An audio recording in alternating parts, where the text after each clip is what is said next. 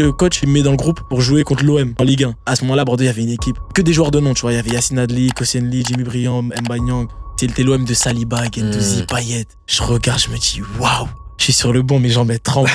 Je me dis, franchement, je suis content d'être là, mais j'aimerais pas être sur le terrain.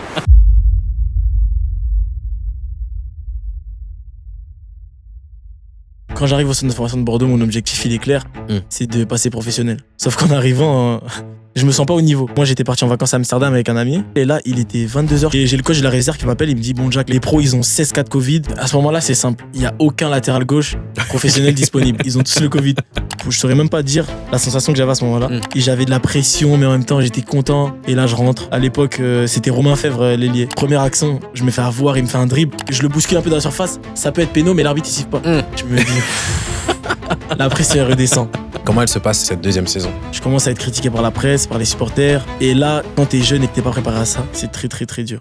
Et je traverse même une période où à un moment je prends un carton rouge, on perd 1-0 par ma faute. Et à ce moment-là, je rentre dans une période de doute complet. Il y a le sélectionneur du Gabon qui me contacte et qui me dit que là c'est le rassemblement de juin qui arrive et qu'il aimerait bien me sélectionner. Mais sauf que le problème c'est qu'après ça il y a un revirement des situations. Comme j'ai la double nationalité, il y a la Coupe du Monde U20 avec l'équipe de France qui se présente. On t'appelle pour cette Coupe du Monde là? Mais il y a le coach des U20 qui vient me voir, qui dit qu'il a pour ambition de me sélectionner. À ce moment-là je me dis, la Coupe du Monde U20 c'est une vitrine pas possible et ça pourrait m'ouvrir des portes. Et là il y a une grosse réflexion qui se met en place avec mon agent et j'attaque les matchs avec une mentalité. Je me dis je suis intouchable parce que je reviens de très loin mentalement. Je suis en discussion avec plusieurs clubs et j'ai l'appel du SCO par le directeur sportif qui me présente le projet dans un premier temps. Cette saison-là, on a l'impression que ta carrière, elle prend une autre dimension dans le sens où il y a la Liga qui vient et entre guillemets, un vrai international où là, tu joues des matchs, il y a des résultats dans des matchs importants pour la sélection en tant que titulaire. Est-ce qu'il y a une nouvelle ambition qui vient avec ce nouveau statut-là?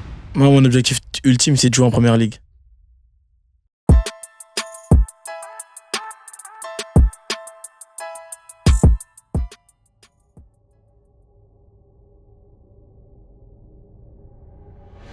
Jacques Ecomier, bienvenue au Cœur du Jeu. Merci. Merci beaucoup d'avoir accepté l'invitation. Est-ce que tu peux te présenter pour les gens qui te connaissent pas encore? Moi, je suis Jacques Ecomier, 22 ans, franco-gabonais et avec une mère ivoirienne, un jeune latéral gauche qui joue à Angesco. Ok. Franco-gabonais, t'es né au Gabon? Oui, c'est ça. Né au Gabon. T'es arrivé en France à quel âge? Je suis arrivé en France à 10 ans. Ok. Comment, avec toute la famille ou t'arrives solo? Oui, j'arrive avec toute la famille. En fait, c'est entre 2013 et 2016, mes parents mûrissent un peu l'idée de venir en France et donc on s'y installe avec ma grande sœur et mon père dans un premier temps. Et après, j'ai une autre grande sœur qui nous rejoint juste après. Ok. Et quand tu arrives en France, est-ce que tu jouais déjà au foot au Gabon? Oui, étant petit, je jouais dans un club au Gabon, mais c'était encore rien de sérieux à ce moment-là. Mais jouer dans un club comme tout jeune garçon qui veut faire du sport et voilà. Et du coup, quand tu arrives en France, tu continues sur cette voie-là. Est-ce que tu continues encore à jouer de manière insouciante ou, en fait, quand est-ce que tu commences à avoir de l'ambition du côté du foot? Au début, je dirais que c'est pas forcément de l'ambition, c'est plus un rêve. Et donc, je joue toujours avec ce rêve d'être footballeur professionnel, mais quand on est jeune, on sait pas vraiment ce que c'est finalement et ce que ça demande, mais je prends du plaisir à toujours jouer. Donc finalement, je m'entraîne, mais sans vraiment prendre conscience que je m'entraîne à devenir ce que je suis aujourd'hui. Et c'est quand la première fois, quand tu retournes dans tes souvenirs, c'est quoi le premier moment où tu penses réaliser ce que ça te demande? Devenir un joueur avant même de dire joueur professionnel, mais un joueur de haut niveau. Moi, je me rappelle, en U15, quand j'étais à Mérignac, il y avait en fait, on avait une équipe un peu avec beaucoup de talent, mais beaucoup de joueurs un peu turbulents, un peu ingérables. Et en fait, on avait un coach qui nous avait ramené un préparateur physique spécial qui s'appelait Boris. Il venait d'Angleterre, je crois. Et je me rappelle qu'il nous avait fait la misère. Il nous faisait faire des montées de genoux sur place pendant 10 minutes, etc. Et en fait, il disait, si vous voulez devenir pro, vous devez faire bien plus que ça. Et à ce moment-là, je me suis dit, mais en fait, moi, je pensais juste que c'était jouer au foot, mais ça demande plein de choses. Et à ce moment-là, c'est là où j'ai vraiment pris conscience qu'il y avait des sacrifices à faire. Mais sinon, j'arrivais déjà à être un peu sérieux sans forcément prendre comme un travail. Sans que ce soit un effort ou sans que ce soit nécessairement conscient. Là, tu me dis qu'à 15 ans, t'es à Mérignac. T'évolues à quel niveau? Niveau régional 1. J'évolue au niveau régional 1. Et où on a une plutôt bonne équipe, une bonne génération, mais surtout, j'étais dans un club à Mérignac-Arlac, le deuxième club de Mérignac. où c'est vraiment un club familial. C'est un club familial et j'évolue là avec finalement tous mes amis. Et voilà. Et quand est-ce que je sais pas si c'est la bonne question à poser, mais comment ça se fait que tu sois dans un club amateur aussi longtemps? Le centre de formation, ça t'a jamais parlé? Est-ce que t'as eu des touches avec des centres de formation? Est-ce t'as tenté des centres et puis ça n'a pas fonctionné? Comment ça s'est passé un peu? À ce moment-là, c'est là où l'histoire elle est incroyable parce que si, j'avais vraiment l'ambition d'intégrer un centre de formation parce que j'aimais le foot et parce que je voulais forcément être avec des joueurs de talent et voir comment je me débrouillais aussi au milieu d'eux. Mais c'est vrai que quand on est petit, souvent on regarde un peu les joueurs qui sont dans les centres de formation. On est un peu pas envieux, mais on aimerait bien être à leur place. Et donc moi aussi, forcément, j'ai longtemps voulu intégrer un centre de formation et ça s'est fait tard. Et je me rappelle quand qu'il y avait un joueur, Léon Delpech, qui était à Nîmes. Je me rappelle que comme on était à Arlac ensemble, je me disais, purée, Léon, il avait un an de plus que moi, il a signé en U16. Donc si en U16, j'ai pas signé, c'est mort, je serais jamais pro et tout. Et je me mettais des objectifs comme ça à chaque fois. Et si, j'avais l'ambition d'intégrer un centre de formation, mais oui, c'est vrai que ça s'est fait un peu tard. Et du coup, pourquoi ça s'est fait aussi tard? Parce que si t'avais cette ambition-là, qu'est-ce qui a manqué pour que en U14 tu sois déjà en centre de formation? Bah, je pense que, franchement, je saurais pas vraiment répondre à cette question parce que j'estimais quand même que j'étais bon à ce moment-là. Après, forcément, il a dû manquer des choses si j'y étais pas, mais je saurais pas dire ce qui me manquait parce que j'étais quand même assez sérieux. Je pense que, je pense que je saurais vraiment pas dire ce qui me manquait à ce moment-là. Même avec du recul, je sais pas. Ah, parce que souvent, je pose la question parce que souvent, quand on arrive au monde pro et à être performant à ce niveau-là, souvent c'est pas à 20 ans que tu travailles avec des pieds, donc Mm. la qualité elle était là C'est clair. avant. Et souvent, ce qui se passe dans ce cas de figure-là, c'est que bah un centre de formation m'a appelé, Mm. mais mes parents voulaient pas, ou j'ai fait des essais, ou j'étais trop petit. Tiens, j'ai eu Romain Philippotto plus tôt cette semaine, qui me disait que bah, il a essayé plein de centres de formation, mais qu'en fait sa poussée de croissance, elle a été tellement Tardive, tardive ouais. que juste, oui, il était bon techniquement, etc., mais trop frêle, trop petit, donc il essuie des refus. Et c'est pour ça que je pose la question, parce que je me dis, au final, tu finis par intégrer un centre de formation et les choses vont d'un extérieur en tout cas relativement vite pour toi. Et je me dis bah pourquoi le départ il a été aussi tardif. C'est vrai, c'est clair. En plus, en U13, j'ai fait un essai au Girondins, justement au centre de formation des Girondins de Bordeaux, où j'avais pas été pris, mais c'était pas injuste parce qu'en fait, je me rappelle, c'était pendant des vacances et ma génération, elle avait déjà terminé les entraînements et ils m'avaient mis avec la génération des 2004, la génération en dessous. Ok. Et j'étais bon, mais sans être au-dessus. Et donc, je pense qu'à ce moment-là, ils se sont dit, mais si avec les plus petits, il est pas au-dessus, avec sa génération, ça aurait été quoi? Alors que peut-être qu'avec ma génération, j'aurais été au niveau, quoi. Ouais. Ok. Et du coup comment l'intégration du centre des Girondins se fait? Comment ça se passe? J'étais à Mérignac, S à Mérignac, en U17 NAS et U19 nationaux. Ok. Donc j'arrive déjà au S à Mérignac avec l'ambition vraiment de signer dans un club pro parce que je vois que le temps il passe et qu'à ce moment-là, j'espère vraiment être professionnel. Donc à ce moment-là, je mets beaucoup de choses en place, je travaille énormément et j'arrive à intégrer ce club-là. Et je fais de très bonnes performances, mais il y a l'année du Covid qui me freine un peu. Et cette année-là, j'avais fait un essai à Ajaccio où ça n'avait pas été concluant. J'avais fait un essai à Niort aussi, où ça s'était super bien passé toute la semaine. Mais le dernier jour, j'ai pas été pris de façon juste aussi. Moi, j'ai pas vécu beaucoup d'injustice à ce niveau-là. De façon juste, parce que je me rappelle le dernier jour, j'avais joué contre Yacine Benatab, qui joue à Nantes maintenant, je sais pas si tu connais. Et il m'avait mis la misère pendant tout l'entraînement. Il m'avait vraiment mis la misère pendant tout l'entraînement. Et du coup, à la fin, j'avais pas été pris. Pourtant, toute la semaine, j'avais été excellent, mais ça avait pas été suffisant du coup. Donc il a du sang sur les mains depuis des années. Et tu vois il y a l'année du Covid qui ralentit un peu les choses. Comment l'intégration, du coup, comment tu passes de ces deux essais non concluants à intégrer le centre des Girondins qui, tu vois, quand on regarde au niveau du standing des clubs, Niort, Ajaccio, c'est moins prestigieux, on va dire, que Bordeaux. Donc, comment tu passes de deux essais pas réussis dans des clubs moins prestigieux à bah, justement intégrer le club le plus prestigieux? Mais parce que, en fait, l'année d'après mes U17 nationaux, j'arrive en U19 nationaux à Mérignac. Et là, on est dans une poule avec énormément de clubs professionnels, donc c'est vraiment le moment de se montrer. Et je me rappelle qu'à l'été, je m'étais fait une préparation individuelle, une préparation physique et mentale tout seul pour vraiment arriver en 19 NAS et être excellent parce que je me rappelle qu'en fin de saison, on a les entretiens dans mon club amateur et je me rappelle qu'ils me disent t'as fait une très bonne saison à U17, on va pas te mettre avec les 19 nationaux, mais on va te mettre avec les 18 régionaux. Et là, dans ma tête, je me dis, mince, moi, mon objectif, c'est d'être en 19. J'ai fait une très bonne saison. Je comprends pas pourquoi j'y suis pas. Sachant que, à l'époque, je crois, dans leur effectif, le seul poste où il y avait pas grand monde, c'était en tant que latéral gauche. Il y avait un joueur qui était très bon, mais il était tout seul. Et à ce moment-là, je fais l'entretien. Et mon coach, il me dit, non, ça suffira pas. Et là, je suis chez moi. Chez moi, je réfléchis, je me dis, comment je vais faire. Et là, j'ai une idée. Je prends mon mail, j'imprime des papiers, je m'inscris à toutes les détections de clubs 19 NAS en France, dans tous les clubs amateurs, et même dans les clubs professionnels et tout. Tu sais, il y a des clubs professionnels qui mettent des formulaires en ligne où on peut s'inscrire. Je m'inscris partout et je reçois des refus de partout. On est déjà au complet. Ouais, ton profil nous intéresse pas. Et là, je me dis comment je vais faire. Et là, le coach, une semaine après, il me rappelle et il me dit finalement, les 19 nationaux, ils ont besoin d'un latéral gauche pour la préparation. Donc, tu vas faire la prépa avec eux. Et là, je me mets dans une mentalité hors du commun. Même jusqu'aujourd'hui, je sais pas comment j'ai eu cette mentalité-là de pas de cesser. Ok, je suis de retour.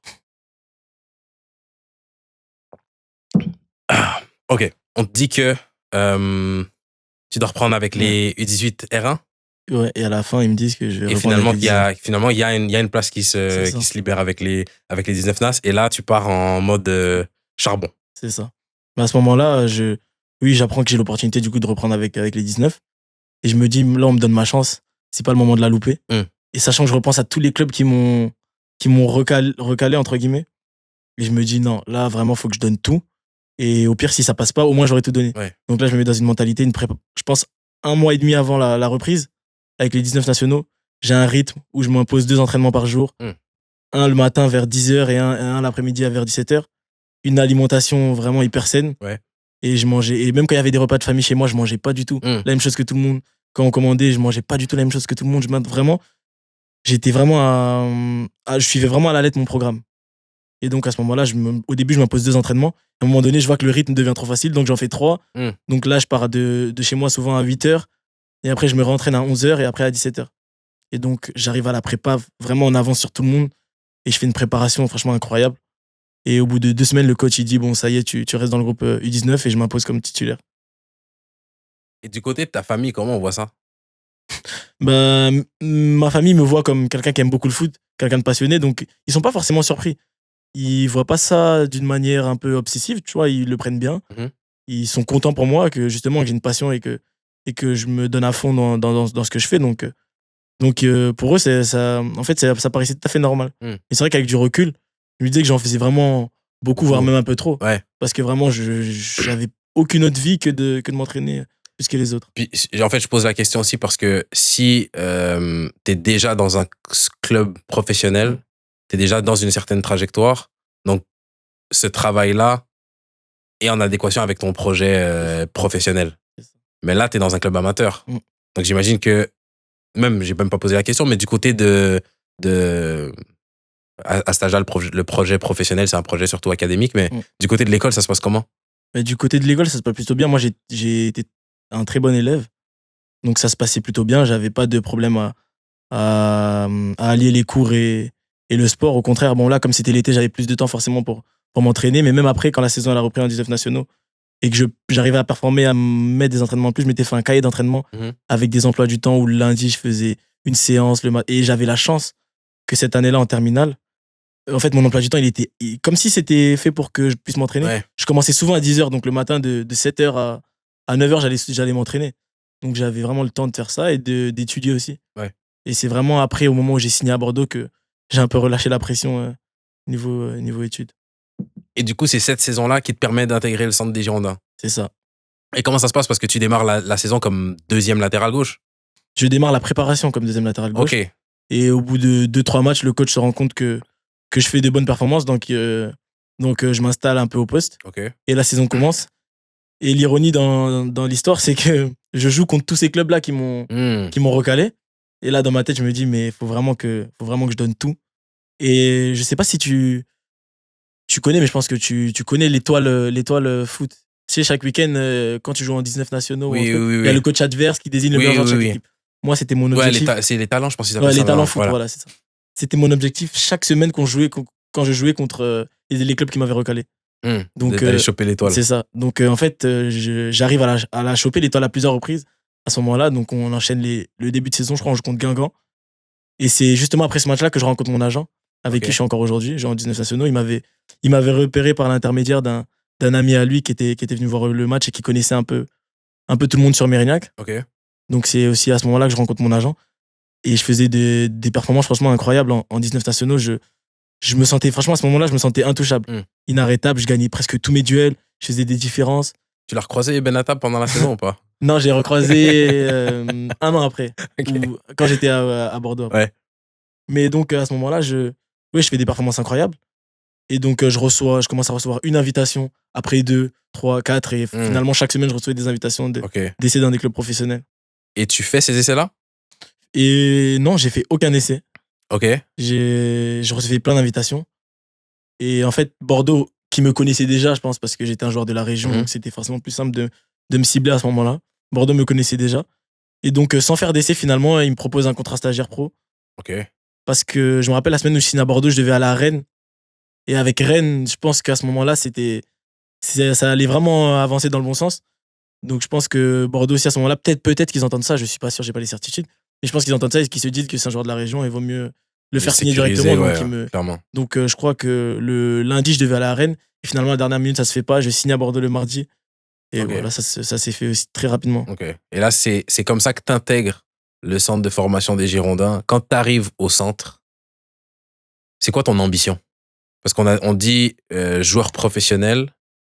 Quand on est plus petit, on voit ça comme un. On dit ça sans savoir exactement ce que c'est. Plus on s'en rapproche, plus il commence à y avoir joueur professionnel de tel niveau, je veux jouer dans tel club, je veux atteindre tel palier dans ma carrière. Toi, au moment où tu intègres le centre, sachant que ça se fait relativement tard, c'est quoi l'objectif que tu as en tête? Quand j'arrive au centre de formation de Bordeaux, mon objectif, il est clair. C'est de passer professionnel. Parce que je me dis que je suis dans les meilleures conditions, je suis dans ma ville. J'aurais pu signer ailleurs et être loin de ma famille ou loin de mes bases familiales et même de mes amis. Mais à ce moment-là, je suis dans ma ville. Donc, tout est favorable au fait que je progresse et que j'atteigne mon objectif. Sauf qu'en arrivant, mauvaise surprise, franchement, quand j'arrive, je me sens pas au niveau. Mais on te fait sentir pas au niveau non, ou tu te je sens? me sens pas au niveau. Okay. Et c'est là où tu vois que l'aspect mental est important parce que moi, quand j'étais en club amateur dans ma jeunesse, je me suis toujours senti intérieurement, sans forcément le montrer, mais au-dessus des autres. Dans les performances, etc. Mais à ce moment-là, quand j'arrive, je prends un peu une gifle parce que, en fait, ces joueurs qui sont dans les centres de formation, je joue contre eux tous les week-ends et je me sens au-dessus d'eux. Et en fait, quand j'arrive là-bas, je me rends vraiment compte des exigences et du niveau de chaque joueur et la qualité intrinsèque de chaque joueur. Et je prends une gifle. Et là, je repense aux phrases de mon agent qui me disait, tu vas arriver à Bordeaux et en un an, tu vas signer pro. Et là, dans ma tête, je me dis, c'est impossible. Je me dis, mais comment il va être déçu quand il va me voir sur le terrain parce que c'est impossible. Les joueurs, ils sont trop forts. Franchement, est-ce qu'il y en a qui t'ont marqué particulièrement quand tu arrives au centre? On avait une très très bonne génération. On avait vraiment plein de joueurs qui sont aujourd'hui professionnels. Et moi, quand j'arrive au centre, il y a Malcolm Bokele qui est maintenant en Turquie. Il y a Logan de Chobé qui est en Belgique. Il y a Mouja qui est au Portugal. Il y a Dylan Bakwa qui fait un peu l'ascenseur entre réserve et pro, mais qui est plus en pro. Mais je le vois aussi en réserve. Il y a Amadou Traoré à l'époque qui est aussi un talent. On avait une génération, franchement. Je pense que l'équipe titulaire de nos matchs en réserve le week-end, tout le monde est en professionnel maintenant. Donc on avait vraiment une génération et je vois les niveaux des joueurs et je me dis, je comprends pourquoi ils sont là. Et là, franchement, c'est une période très difficile pour moi. Elle dure combien de temps, cette période difficile? Cette période, franchement, elle dure, je pense, 2 bons mois. C'est-à-dire que j'arrive, en fait, j'avais signé en octobre. J'avais comme mon cursus scolaire et j'étais pas encore dans le lycée du centre de formation à l'époque.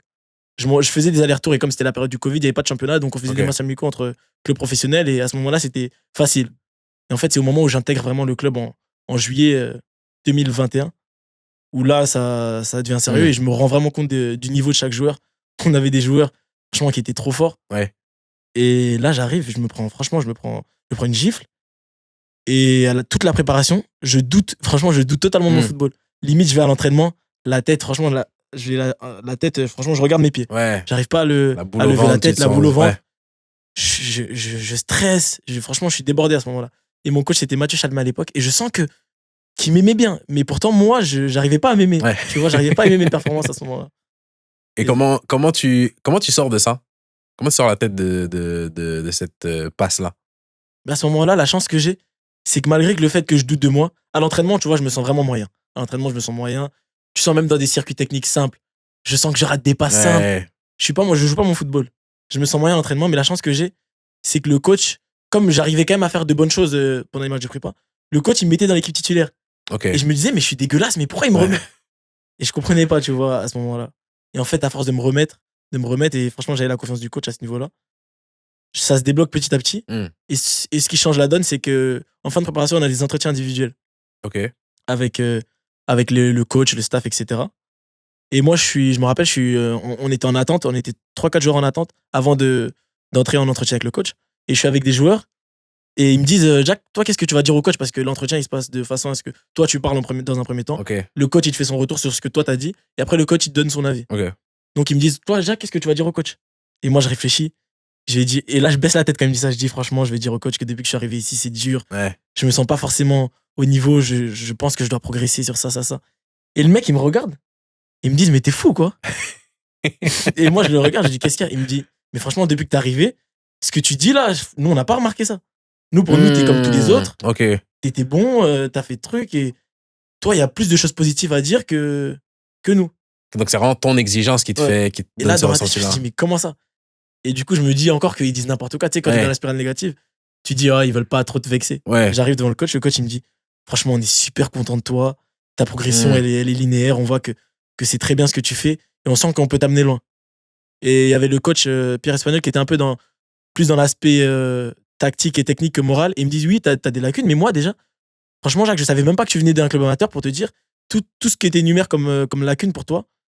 Moi, je l'ai pas vraiment remarqué. Certes, tu as des choses à améliorer comme tout jeune joueur qui est en centre de formation, mais on est très content de ce que tu fais. Et à ce moment-là, je ressors de l'entretien, je me dis, mais en fait, je suis un fou.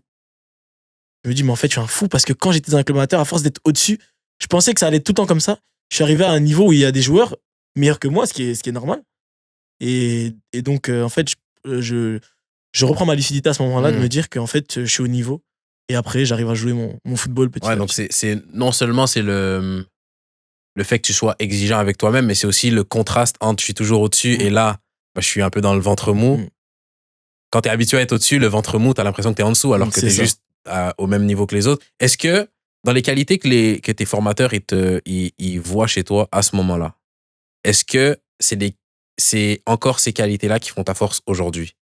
Oui, bien sûr. Je pense que. Et est-ce que tu peux nous dire c'est lesquelles? Parce que j'ai une autre question après, mais je te laisse déjà répondre. Okay. Bah déjà, moi, je suis un joueur assez puissant. Donc, déjà, je dégage une force naturellement dans les duels ou même dans ma façon de jouer. Et donc, il le voit directement. Et c'est pas une qualité footballistique, mais c'est une qualité. Je suis très à l'écoute. Et forcément, le fait d'être à l'écoute, ça te fait passer les paliers plus vite. Et j'arrive vite à retranscrire ce qu'on me demande. C'est-à-dire qu'on va me donner une consigne. Je vais peut-être mettre 1 ou 2 jours, enfin, un axe d'amélioration, je vais mettre 1 ou 2 jours à mettre dedans. Et au fur et à mesure, ça va aller très vite. Comment tu arrives à faire ça? Et d'où ça vient, tu penses? Je pense que ça vient un peu de tout. Ça vient de mon éducation avec mes parents, parce qu'au niveau scolaire, c'était un peu la même chose. Mon père était professeur, donc moi, les professeurs, etc., j'étais obligé d'être à l'écoute parce que je me disais que si j'étais pas à l'écoute, j'aimerais pas que mon père, quand il aille enseigner, les gens l'écoutent pas. Donc moi, forcément, j'étais à l'écoute, donc j'ai développé cette qualité-là. Et aussi, tu sais, quand on est petit, on fait beaucoup de freestyle, des gestes techniques et tout, on essaye de reproduire. Et je pense que c'est ça aussi. À force de faire ça, tu développes des capacités à reproduire des choses. Non, et puis en plus, je pose la question que j'avais après ça, tu m'as fait un peu la passe des pour, c'est que j'ai vu un article là, récemment de Gaël Clichy qui parlait de toi et qui disait que ce qui l'avait impressionné, c'est la rapidité avec laquelle tu assimilais les apprentissages. Et ça, je me dis que c'est typiquement le genre de truc quand tu es jeune et que tu veux faire carrière. Ça fait pas partie des qualités que tu te dis, je veux développer ça. Genre, si j'arrive à avoir ça, ça peut m'emmener au monde pro. Il faut que je sois le plus technique, le plus X.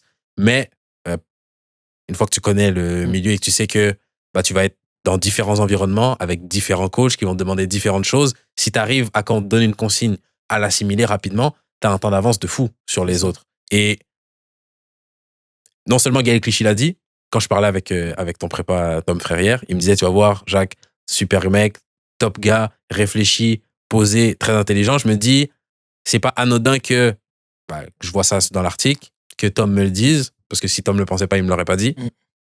Et que ce soit les trucs que tes éducateurs te disent. Donc, je vais un peu rebondir là-dessus, savoir toi,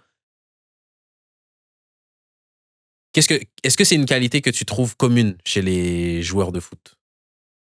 Je dirais pas que c'est une qualité commune, mais je dirais qu'après, au niveau, généralement, les joueurs ont une adaptabilité bien plus importante que les autres joueurs. Et c'est ce qui fait aussi leur force. Mais je pense que non, tout le monde n'est pas comme ça. Il y en a qui sont plus instinctifs et qui ont plus de talent, qui n'ont pas besoin forcément de consignes ou de cadres pour s'exprimer. Mais non, je pense pas que ça soit une qualité commune. Et qu'est-ce que tu penses du coup de certains messages qu'on entend où par moment on encourage limite certains des jeunes joueurs à pas trop être à l'écoute du coach? Et je dis bien jeunes joueurs parce qu'une fois que t'es pro, c'est différent, t'as la maturité, le recul pour dire ok, le coach veut ça, mais je sais que en fonction de mon football, je dois prendre sa consigne et l'assimiler de telle manière. Quand t'as 13-14 ans, t'as pas ce recul-là. C'est soit t'écoutes ce que le coach dit, soit tu dis non, je m'en fous, je fais à ma tête. Qu'est-ce que tu penses un peu de ce conseil-là? Non, je pense que ce conseil, le fait d'écouter son coach, c'est très important quand on est jeune, parce que quand on est jeune, on croit tout savoir, mais finalement, on sait rien du tout. Et même quand on est pro, on sait finalement rien du tout. Mais quand on est jeune, je pense qu'il y a des consignes qu'il faut pas prendre de façon personnelle. C'est pas parce qu'un coach il te dit de moins dribbler ou de rendre un peu plus pur ton jeu, c'est-à-dire savoir quand il faut faire la passe, quand il faut garder la balle, etc. Surtout pour les joueurs instinctifs et les joueurs de talent. C'est pas forcément les brider, c'est mettre leur qualité au service aussi de l'équipe.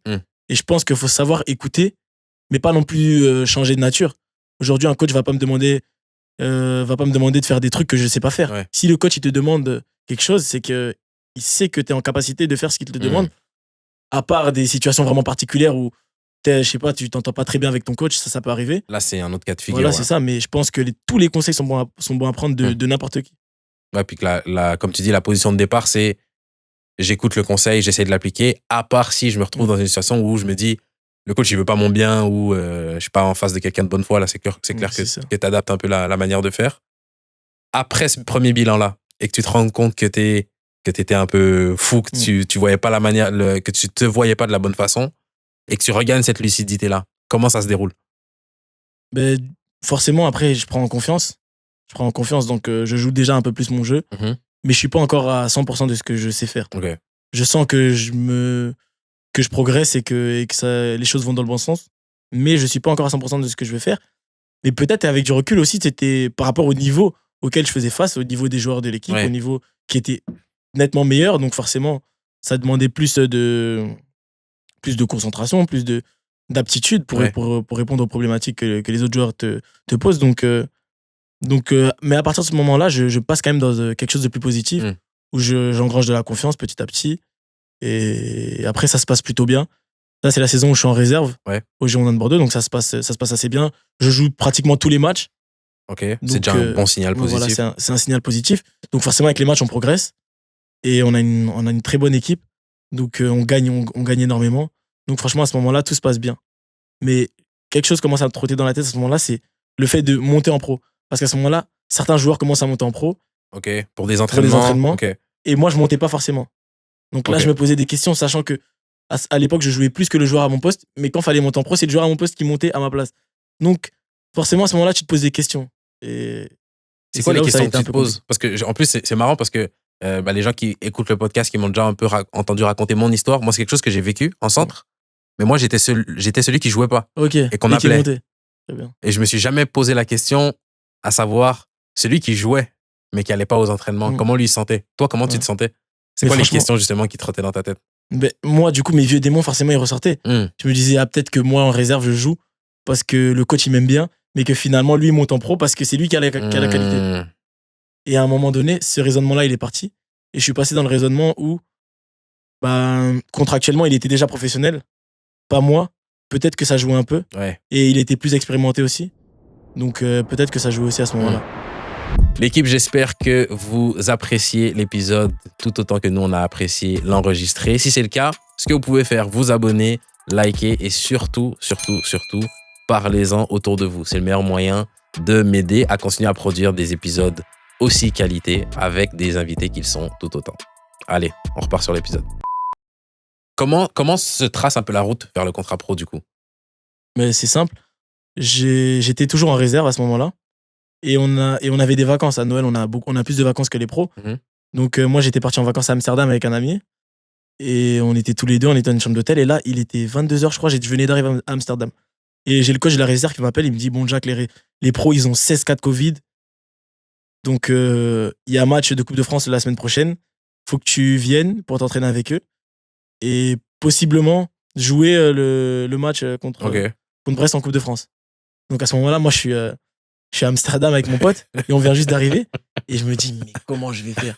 Je voulais pas forcément dire au coach que j'étais à Amsterdam, alors que c'était dans mon droit, puisqu'on était en vacances et qu'il n'y avait pas de soucis à ce niveau-là. Et je me dis, comment je vais faire? Et là, je dis, coach, je suis à Amsterdam et tout. Ça va être compliqué. Je vois ce que je peux faire pour revenir. Il me dit, et le coach, il me couvrait, il m'aimait bien, ce coach, Mathieu Chalmé. Jusqu'aujourd'hui, je suis encore en contact avec lui d'ailleurs. Et il me dit, vois ce que tu peux faire, mais c'est pas grave si tu peux pas venir. Et moi, dans ma tête, je me dis, comment ça, c'est pas grave? Bien sûr, c'est grave. Faut absolument que je sois là. Donc là, je vais avec un ami. Heureusement que mon ami aussi, il comprenait. C'est un ami du centre ou... Non, un ami du lycée. Ouais, donc là, je vois le... Il s'est quand même mis à ma place. Il comprenait, il savait que c'était un peu l'opportunité de ma vie. Donc à ce moment-là, je prends un billet d'avion. J'annule toutes les réservations que j'ai faites à Amsterdam. Et je rentre sur Bordeaux. Et je rentre sur Bordeaux. Je dis au coach, c'est bon, j'ai pu trouver un billet. Je serai là pour les entraînements. Le temps que les choses se mettent en place à Bordeaux, ça a mis un peu de temps. Parce que faire monter, je crois qu'on était 16. Non, je dis n'importe quoi. On était une dizaine max à monter pour jouer le match, pour compléter l'effectif pro. Et en fait, quand je rentre à Bordeaux, le coach, plus de nouvelles. Mon coach de la réserve, plus de nouvelles. Il me dit plus rien. Je me suis dit non, je suis pas rentré pour rien quand même. Et 2 jours après, il envoie un message. Demain, entraînement avec les pros pour tel joueur, etc. On était, comme je t'ai dit, on était une dizaine. Vous vous entraînez avec eux. À ce moment-là, j'avais fait aucun entraînement pro de ma vie. Et j'allais jouer un match. Et ce premier entraînement professionnel, il arrive la veille du match. Donc finalement, on doit s'adapter super vite. Et quand on vous convoque pour cet entraînement-là et pour le match, toi, tu dis vous êtes une dizaine à intégrer le groupe pro. Dans ta tête, tu vas être là, tu vas être sur le banc. Dans ta tête, il y a comme 3 options. C'est tu penses que tu vas être titu, tu penses que tu vas être sur le banc et potentiellement rentrer, ou juste tu vas être dans le groupe, t'asseoir dans ton fauteuil, regarder le match, bord terrain, et puis ça s'arrêtera là. À ce moment-là, c'est simple. Il n'y a aucun latéral gauche professionnel disponible. Ils ont tous le Covid. Donc je me dis, c'est soit je serai titu demain, soit je vais rentrer parce que l'autre qui a joué, qui a débuté le match, il n'aurait pas pu tenir le rythme professionnel du premier coup 90 minutes. Donc je me dis que c'est sûr que tu vas avoir du temps de jeu. Et au début, je pense même être titulaire. Et après, on fait la mise en place et je vois que je suis pas titulaire. Mais à ce moment-là, c'est pas de prise de tête. Je vais réaliser mon rêve. J'ai mon premier match en professionnel. Donc je fais l'entraînement la veille, etc. Et après, on arrive à Brest. On est en pro. Franchement, je saurais même pas dire la sensation que j'avais à ce moment-là. Et j'avais de la pression, mais en même temps, j'étais content. J'ai envoyé un message à ma famille, ils étaient tous contents. Et on arrive au match contre Brest. Et moi, je suis sur le banc. Donc, c'est bien, en vrai. Tu es sur le banc, t'as le temps d'observer, de voir ce que tu peux faire quand tu rentres, etc. Et là, je rentre. On joue contre Brest. À l'époque, c'était Romain Fèvre, l'ailier. Donc, je rentre sur Romain Fèvre. Première action, je me fais avoir, il me fait un dribble. Et je le bouscule un peu dans la surface. Ça peut être péno, mais l'arbitre, il siffle pas. Je me dis... La pression, elle redescend. Mais en fait, moi, il faut savoir que dans ma carrière, j'ai jamais été remplaçant. Donc, même en réserve, même quand j'étais en club amateur, j'ai jamais été remplaçant. J'ai été peut-être remplaçant une seule fois, ou peut-être 2 fois maximum. Avant, j'avais jamais été remplaçant. Et je savais pas ce que c'est de rentrer dans un match. Sauf que je pense que toi qui as joué au foot, tu sais très bien ce que c'est. Quand tu rentres dans un match, c'est encore plus dur que quand tu commences. C'est trop dur. C'est trop dur. Et moi, c'était la première fois. Et en plus, en professionnel. Donc, je rentre, je commence à courir partout. Au bout de 2 minutes, je suis explosé, je vois plus rien. Je suis plus lucide. Mais en fait, je fais un match, franchement, très moyen. Je fais un match très moyen. Sauf qu'à un moment, il y a un ballon qui revient sur moi. Il y a une balle un peu perdue qui revient sur moi. Et moi, en stressant, je la dégage en une touche. Sauf que ça fait une passe incroyable dans le dos de la défense, comme si j'avais tout vu avant. Comme Alexander Arnold.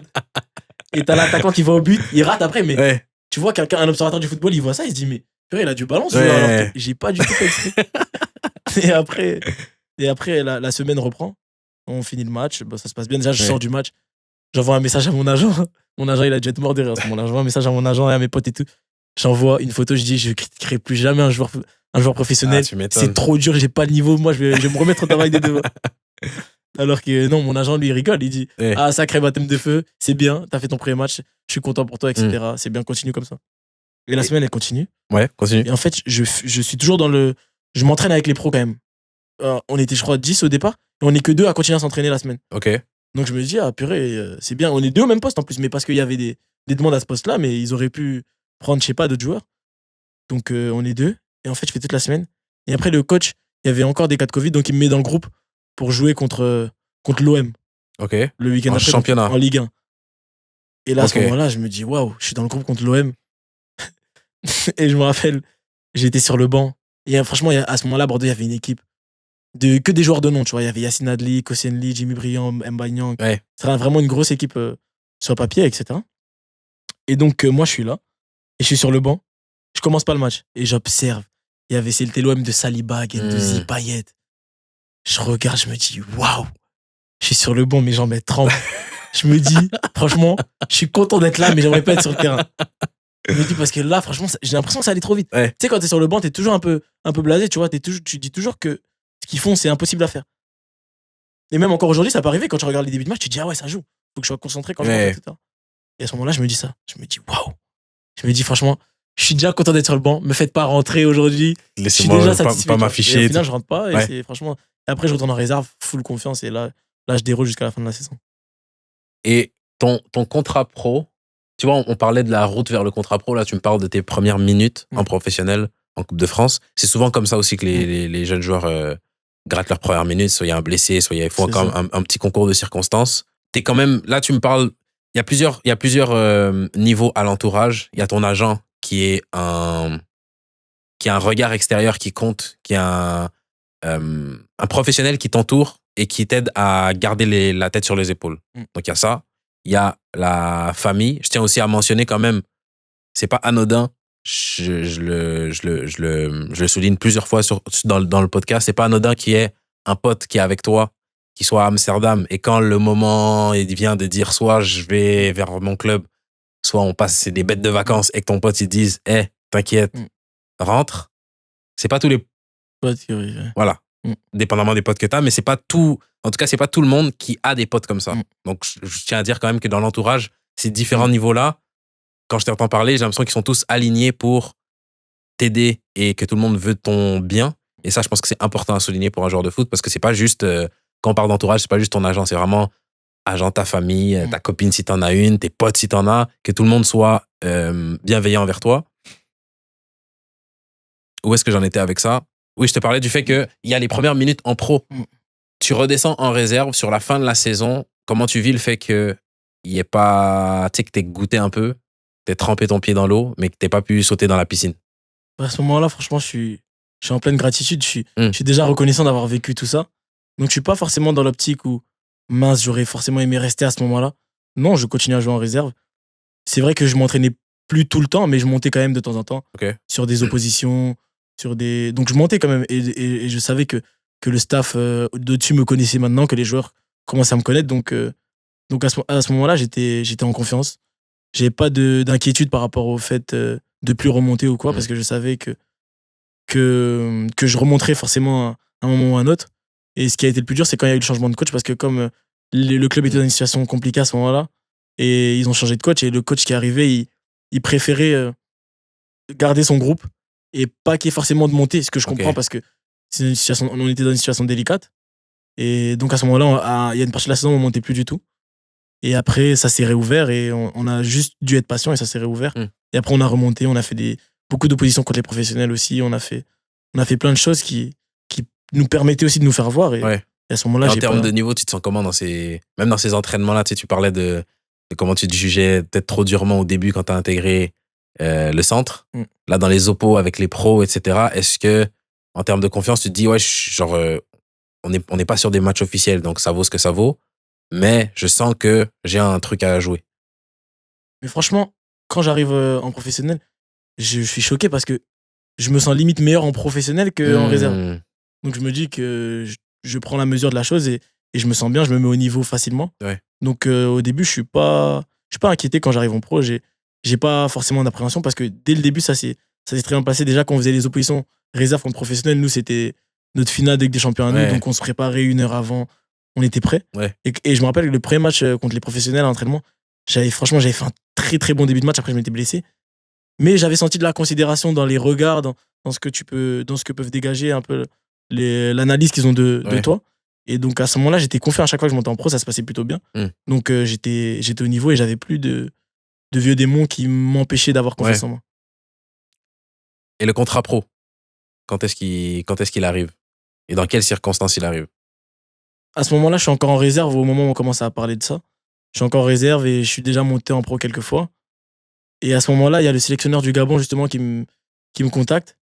Et je pense que. Juste pour nous situer dans le temps, on est à la fin de cette même saison-là? Ouais, la fin de cette première saison au ok. club. Ouais. Et le sélectionneur du Gabon qui me contacte et qui me dit que là, c'est le rassemblement de juin qui arrive et qui m'a regardé, qui m'a vu, qui m'a observé et qu'il aimerait bien me sélectionner.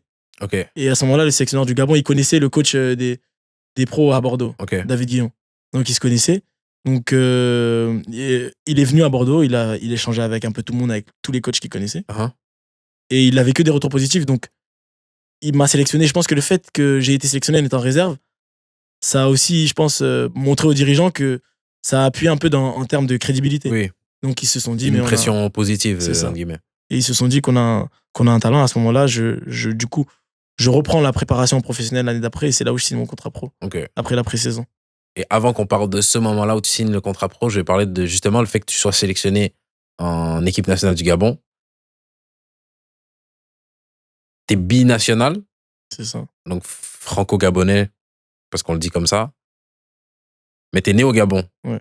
Quand tu rêves jeune, est-ce que tu... C'est un cas quand même particulier parce que comme t'es né là-bas, tu pars à 2 ans. Grosso modo, t'as grandi en France. Mais là, t'as 10 ans quand t'arrives en France. Quand tu rêves jeune, quand tu rêves de porter le maillot, est-ce qu'il y a les deux nations dans lesquelles tu rêves? Est-ce que, parce que la famille vient de là aussi, quand t'es dans tes rêves, tu te vois avec le maillot du Gabon, comment ça se passe?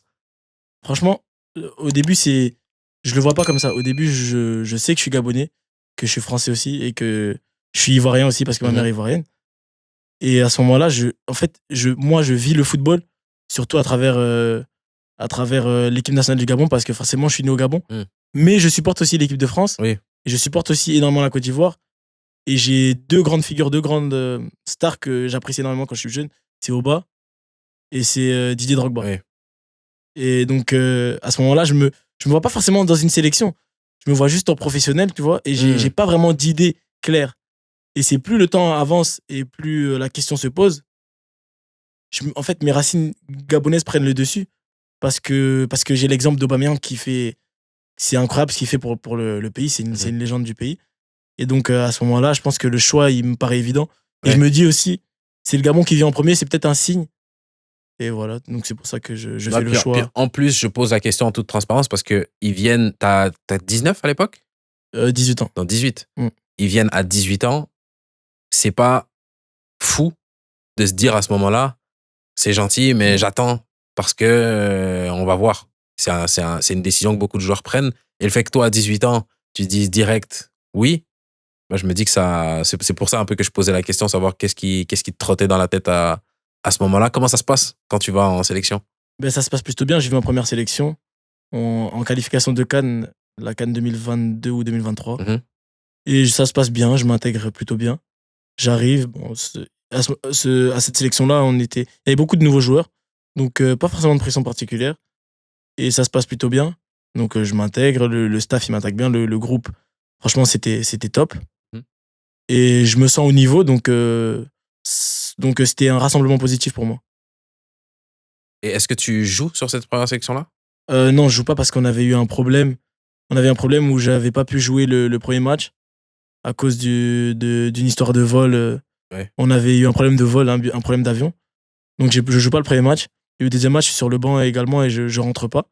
Mais comme je dis toujours, c'est une chance parce que tu as bien la chance de pouvoir observer avant d'entrer dans le truc parce que c'est important d'observer avant de rentrer vraiment dans le vif du sujet. Donc j'ai la chance de pouvoir observer. Mais sauf que le problème, c'est qu'après ça, il y a un revirement des situations. Comme j'ai la double nationalité, il y a la Coupe du Monde U20 avec l'équipe de France qui se présente, sachant que j'avais pas encore joué en sélection du Gabon, donc je pouvais encore y aller. Ok, Et là, c'est le grand dilemme où ça pose un peu problème. ok. Parce que d'un côté, tu te dis, On t'appelle pour cette Coupe du Monde-là? mais T'as il y a des le coups coach des U20 qui vient à Bordeaux, qui vient me voir et qui me présente le projet, qui dit qu'il a pour ambition, pour projet de me sélectionner et que ça dépendrait de moi et de ce que je montre, bien sûr, quand je vais là-bas, mais que pour lui, c'est comme ça qu'il voit les choses. Et à ce moment-là, je suis dans un dilemme parce que j'ai pas encore joué et je me dis que dans tous les cas, je pourrais repartir au Gabon. Oui. Parce qu'à ce moment-là, je sais que mon choix final, ce sera d'aller au Gabon et pas autre part. Mais sauf que à ce moment-là, je me dis, la Coupe du Monde du vin, c'est une vitrine pas possible et ça pourrait m'ouvrir des Clairement. portes. Et là, il y Clairement. a une grosse réflexion qui se met en place avec mon agent, ma famille. Et en fait, je me rappelle aussi de tout ce que j'ai vécu là-bas. Et je me dis, rien ne peut enlever ce que tu vis en sélection A de ton pays. Et du coup, je décide de rester avec le Gabon et de pas y aller. C'est quoi dans ces discussions-là, c'est quoi un peu les différents arguments qui viennent?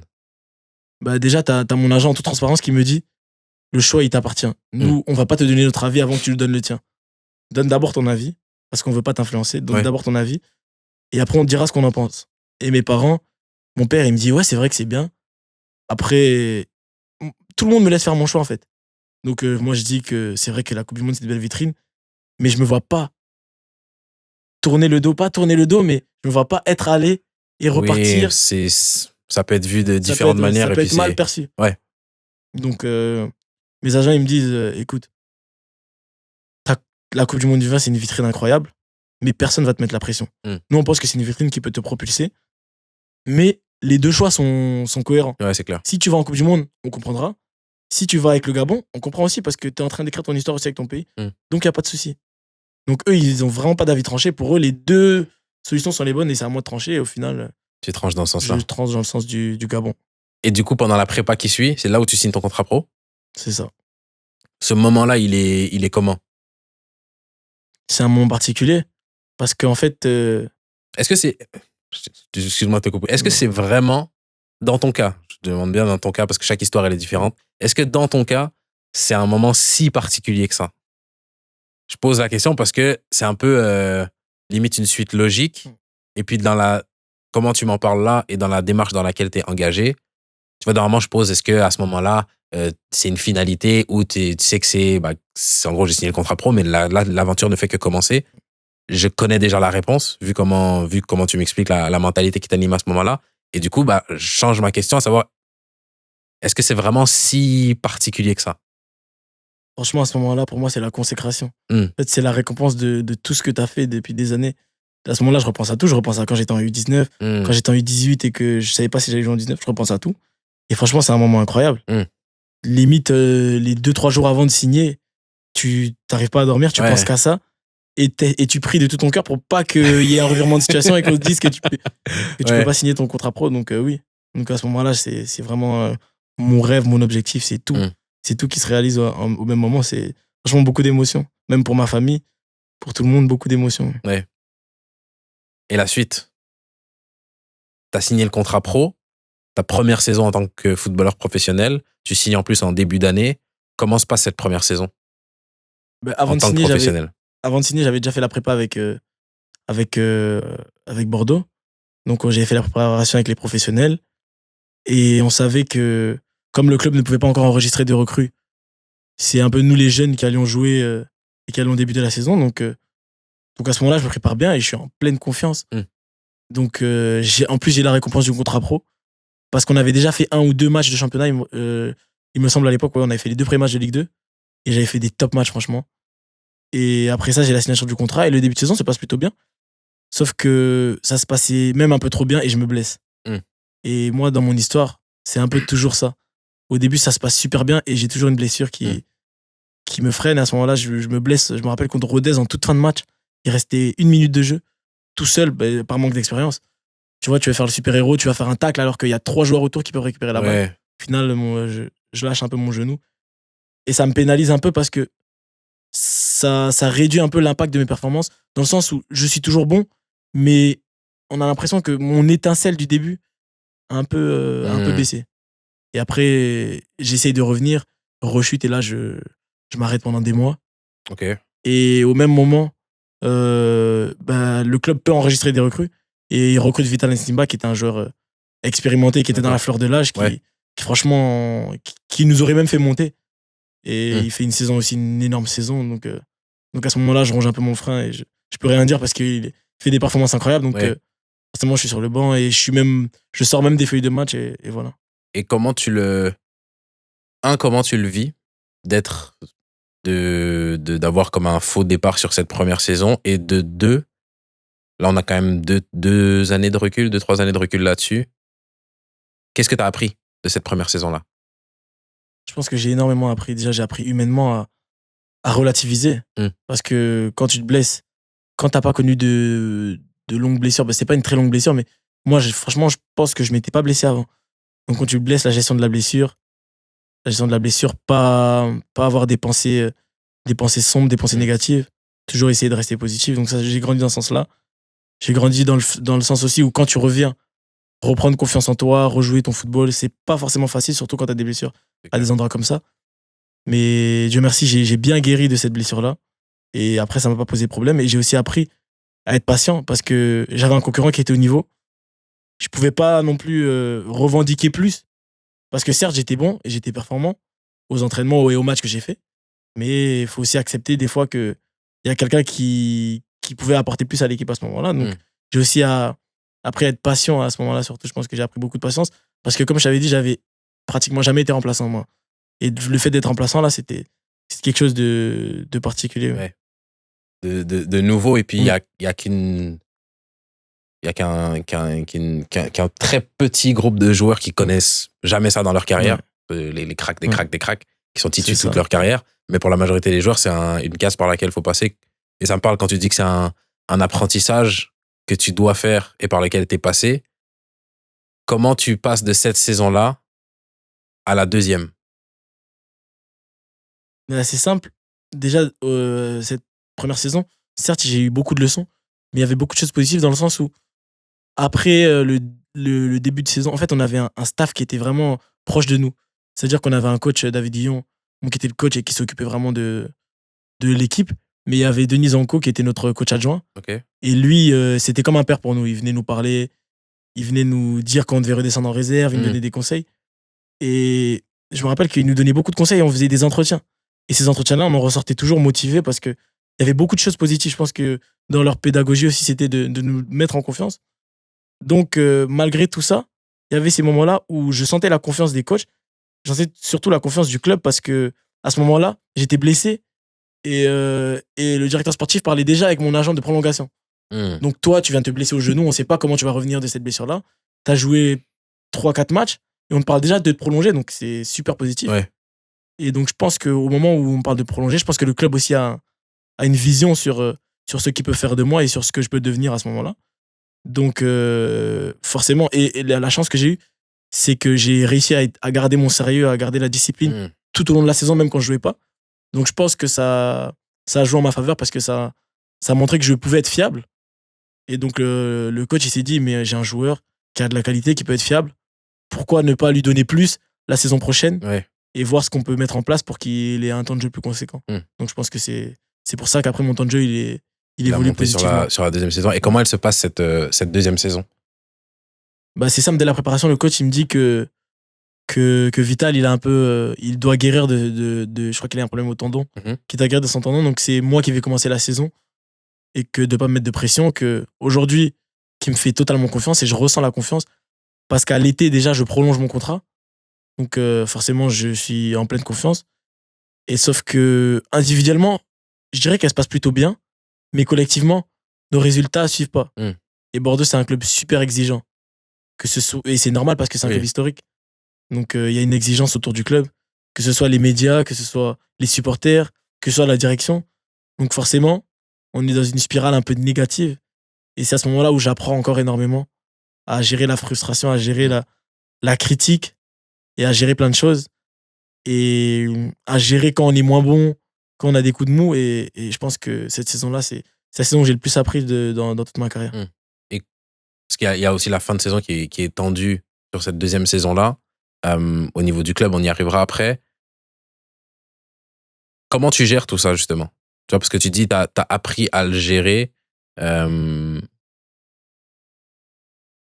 Si c'est la minute conseil de Jacques Ecomier. Comment tu gères justement une saison avec autant de tempêtes, autant de bruit, autant de choses négatives qui se passent, qui vont plus loin que juste en ce moment je suis pas bien, je suis pas bon, tu vois.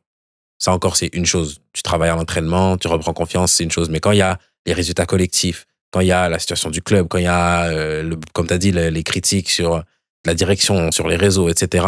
Comment tu gères tout ça? Au début, ça se passe plutôt bien dans cette saison, donc forcément, je dirais que les 2-3 premiers matchs, il y a pas de souci. Certes, les résultats sont pas fameux, mais quand je suis sur le terrain, je me sens bien. Donc, à ce niveau-là, je me rends pas compte. Et en fait, il a suffi d'un match où je sais plus exactement le match, où je fais un mauvais match. Et là, je commence à recevoir les critiques. Mm. Je commence à être critiqué par la presse, par les supporters. Et là, quand t'es jeune et que t'es pas préparé à ça, c'est très, très, très dur. Mm. C'est très compliqué parce que on voit souvent le bon côté des choses, mais être footballeur professionnel, c'est une exigence mentale incroyable. Moi, quand je me fais critiquer au début, je suis pas prêt à ça. Mm. Et du coup, Donc, c'est quoi ta première, justement pour situer quelqu'un ne serait peut-être pas prêt à ça non plus, c'est quoi justement ta réaction par rapport à ça? Quand tu dis t'es pas prêt, ça te fait quoi de voir ces critiques-là? au début, quand je vois les critiques, franchement, je suis limite en dépression. Mm. Parce que je sais pas forcément ce que c'est une dépression, donc je vais pas utiliser des termes trop importants, Mhm. mais c'est très dur. Tu doutes de ton football, t'as plus forcément envie de jouer au foot, Mm. t'as l'impression que tout ce que les gens disent, c'est vrai. Mm. Tu crois plus la parole de ceux qui te disent du négatif que ceux qui vont te dire du positif. Tu vois, on va dire, t'as bien joué, mais tu vas penser que au mais. Tu Oui. vas jamais penser Ouais, à ce que t'as fait de bien. Et à ce moment-là, je rentre dans une période de doute complet. Mm. Et des fois, je parle avec des coéquipiers et ils me disent, mais qu'est-ce que t'as? Joue ton football, les gens, ils te critiquent toujours. Mais moi, franchement, à ce moment-là, j'étais atteint mentalement. Mm. Et du coup, forcément, quand t'es atteint mentalement, footballistiquement, ça se ressent. Ça se ressent. Et à ce moment-là, je suis, franchement, pendant un long moment, je dirais même pendant presque toute la première partie de saison après, dans le doute. Dans le doute parce que t'as peur de décevoir. Et même, c'est-à-dire que dans ton jeu, tu prends plus de risques. Ouais. Parce que tu veux pas perdre la balle, tu veux pas qu'on dise que ça vient de toi. Et je traverse même une période où à un moment, je prends un carton rouge, on perd 1-0 par ma faute. Et à ce moment-là, c'était je Ouais. pense, le moment le plus dur. La presse te critique, tu vois des articles sur toi, ça te fait mal, les supporters te critiquent. Je suis arrivé à un moment où je sortais même plus de chez moi. Mm. J'avais plus envie de sortir de chez moi parce que je me disais, ouais, je vais aller au supermarché, il y a quelqu'un qui va me voir, il va se dire, oh, c'est lui qui nous fait perdre, etc. Ouais. Vraiment que du négatif. Et c'est très dur à gérer. Et limite, sur le moment, tu peux pas le gérer. Ouais. Sur le moment, tu peux pas le gérer. C'est avec du recul. Une fois que tu l'as vécu, que tu as pris du recul et que tu as passé des bons moments après, c'est là où tu. Où t'en retires les leçons et C'est que ça. t'arrives. Et du coup, comment ça s'est passé pour toi pour sortir la tête de l'eau, justement? Il a fallu passer par quoi pour sortir la tête de l'eau? Il a fallu passer par un déclic. J'ai eu un déclic. Mm. En fait, un jour, j'étais chez moi et je me disais, là, je suis dans le mal. Que je sois bon, on va me critiquer parce que même quand j'étais bon, il y avait des critiques, mais je les entendais pas parce que je me sentais trop fort. Quand t'es bon, on te critique. Quand t'es pas bon, on te critique. En fait, les gens qui parlent, ils se basent sur quoi? Et quelle est leur connaissance du football? Quelle est qu'est-ce que leurs paroles vont changer à ce que toi, tu sais faire? En fait, je me dis rien. Et je me dis, en fait, débranche ton cerveau, joue pour toi. Parce qu'on avait eu un changement de coach et le changement de coach, le coach, il avait une vision, un style de jeu qui mettait pas forcément en avant mes qualités. Ok. C'est-à-dire on jouait un peu à trois défenseurs, sauf que moi, je suis un latéral qui fait beaucoup des allers-retours. Et moi, au début, il me demandait de rester en tant que troisième défenseur central, limite pour. Et Donc ça, t'étais pas piston ouais, sur le côté ouais, à. voilà, c'est ça. Alors qu'il y avait quelqu'un d'autre qui était piston à ma place. Ok, donc Et toi moi, j'étais dans les trois ouais, centraux, voilà. d'accord. Mais c'était un système hybride parce qu'on était quand même à 4. Ok. Et du coup, à cause de ça, à un moment, on avait fait un match, je me rappelle, et j'avais vu un commentaire. Mais Ecomier, il monte jamais. Ouais. Pourquoi il monte pas? Mais eux, ils comprennent pas la tactique. Sauf que moi, je vais pas me lever à aller écrire sur Insta. Le coach, il m'a dit de pas monter. Et donc, je me suis dit, le coach, il te demande ça. Ça va pas avec ton jeu. Que tu sois bon, que tu sois pas bon. On te critique. Joue ton football. Même si le coach, il te dit ça, fais ce qui te mettra en valeur, toi. Mm. Et à ce moment-là, franchement, je joue avec mon cerveau. Et je me rappelle à ce moment-là, je me dis, à chaque fois que tu prends la balle, va tout droit sur ton côté. Je me suis dit ça, prends la balle, va tout droit sur ton côté, montre tes qualités, montre que t'es rapide, que t'es puissant, va dans le duel à chaque fois que c'est possible. Mm. Et au final, je ressors un match, 2 matchs, 3 matchs, je vois que je vais mieux. Et je me dis, mais en fait, faut juste pas dénaturer son jeu, faut juste Ouais. jouer soi-même, faut juste avoir confiance en soi. Et j'attaque les matchs avec une mentalité, je me dis que je suis intouchable parce que Mm. je reviens de très loin mentalement. Je sors d'une période de gros doute. Et là, je me dis, n'aie pas peur, joue ton jeu. Personne va jouer ton jeu à ta place, personne va prendre ta place. Et est-ce que moins regarder ce qui se passe sur les réseaux, ça aide aussi? Bien sûr. Et à partir de ce moment-là, j'arrête totalement de regarder. Mm.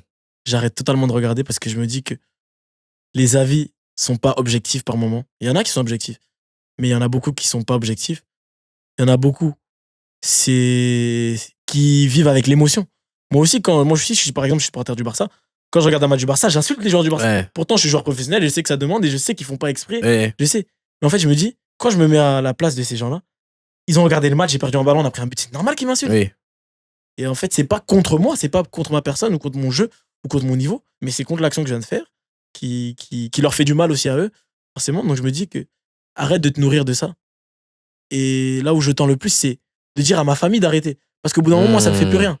J'ai mis cette carapace autour de moi qui fait que même maintenant, quand je vois des trucs qui soient négatifs ou positifs, ça ne m'atteint plus. Mais ce qui me fait le plus mal, c'est quand ça atteint ta mère, Oui. ta sœur, ton père. Là, c'est compliqué. Ouais, qui eux voient les messages et c'est soit ça. qui te le relaient ou eux qui voient le message et qui Ouais. eux sont énervés Voilà, parce c'est que ça. on touche à Ça. à son fils pour ta maman ou au frère pour ta sœur. Ça, c'est clair que ça a un poids. Donc, tu ressors la tête de l'eau en termes de confiance. La saison, elle se termine avec les problèmes qu'on connaît que les Girondins ont eu. Cette période-là, il y a comme... Au final, cette saison-là, elle est quand même assez tumultueuse parce que tu dis que individuellement, tu passes par une période de doute. Et là, il y a aussi le côté professionnel où un club qui est dans une situation comme celle dans laquelle Bordeaux a été, ça implique le club, ça implique tous les salariés du club, les joueurs sont des salariés du club aussi, donc ça t'implique directement aussi. Comment cette période-là, toi, tu la vis?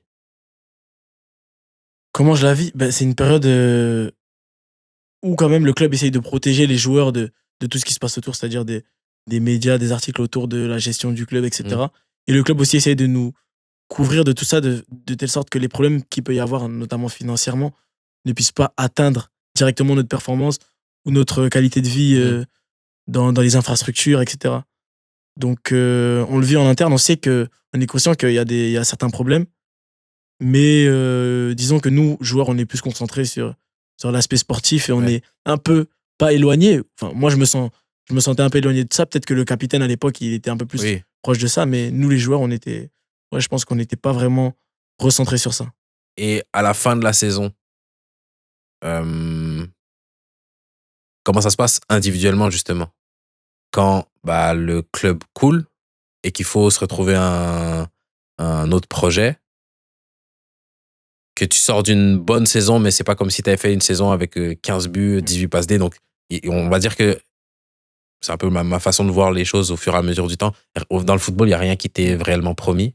C'est ça. À part que si tu arrives à tout casser, mais c'est pas non plus la meilleure saison de ta vie. Donc, comment se passe cet été-là?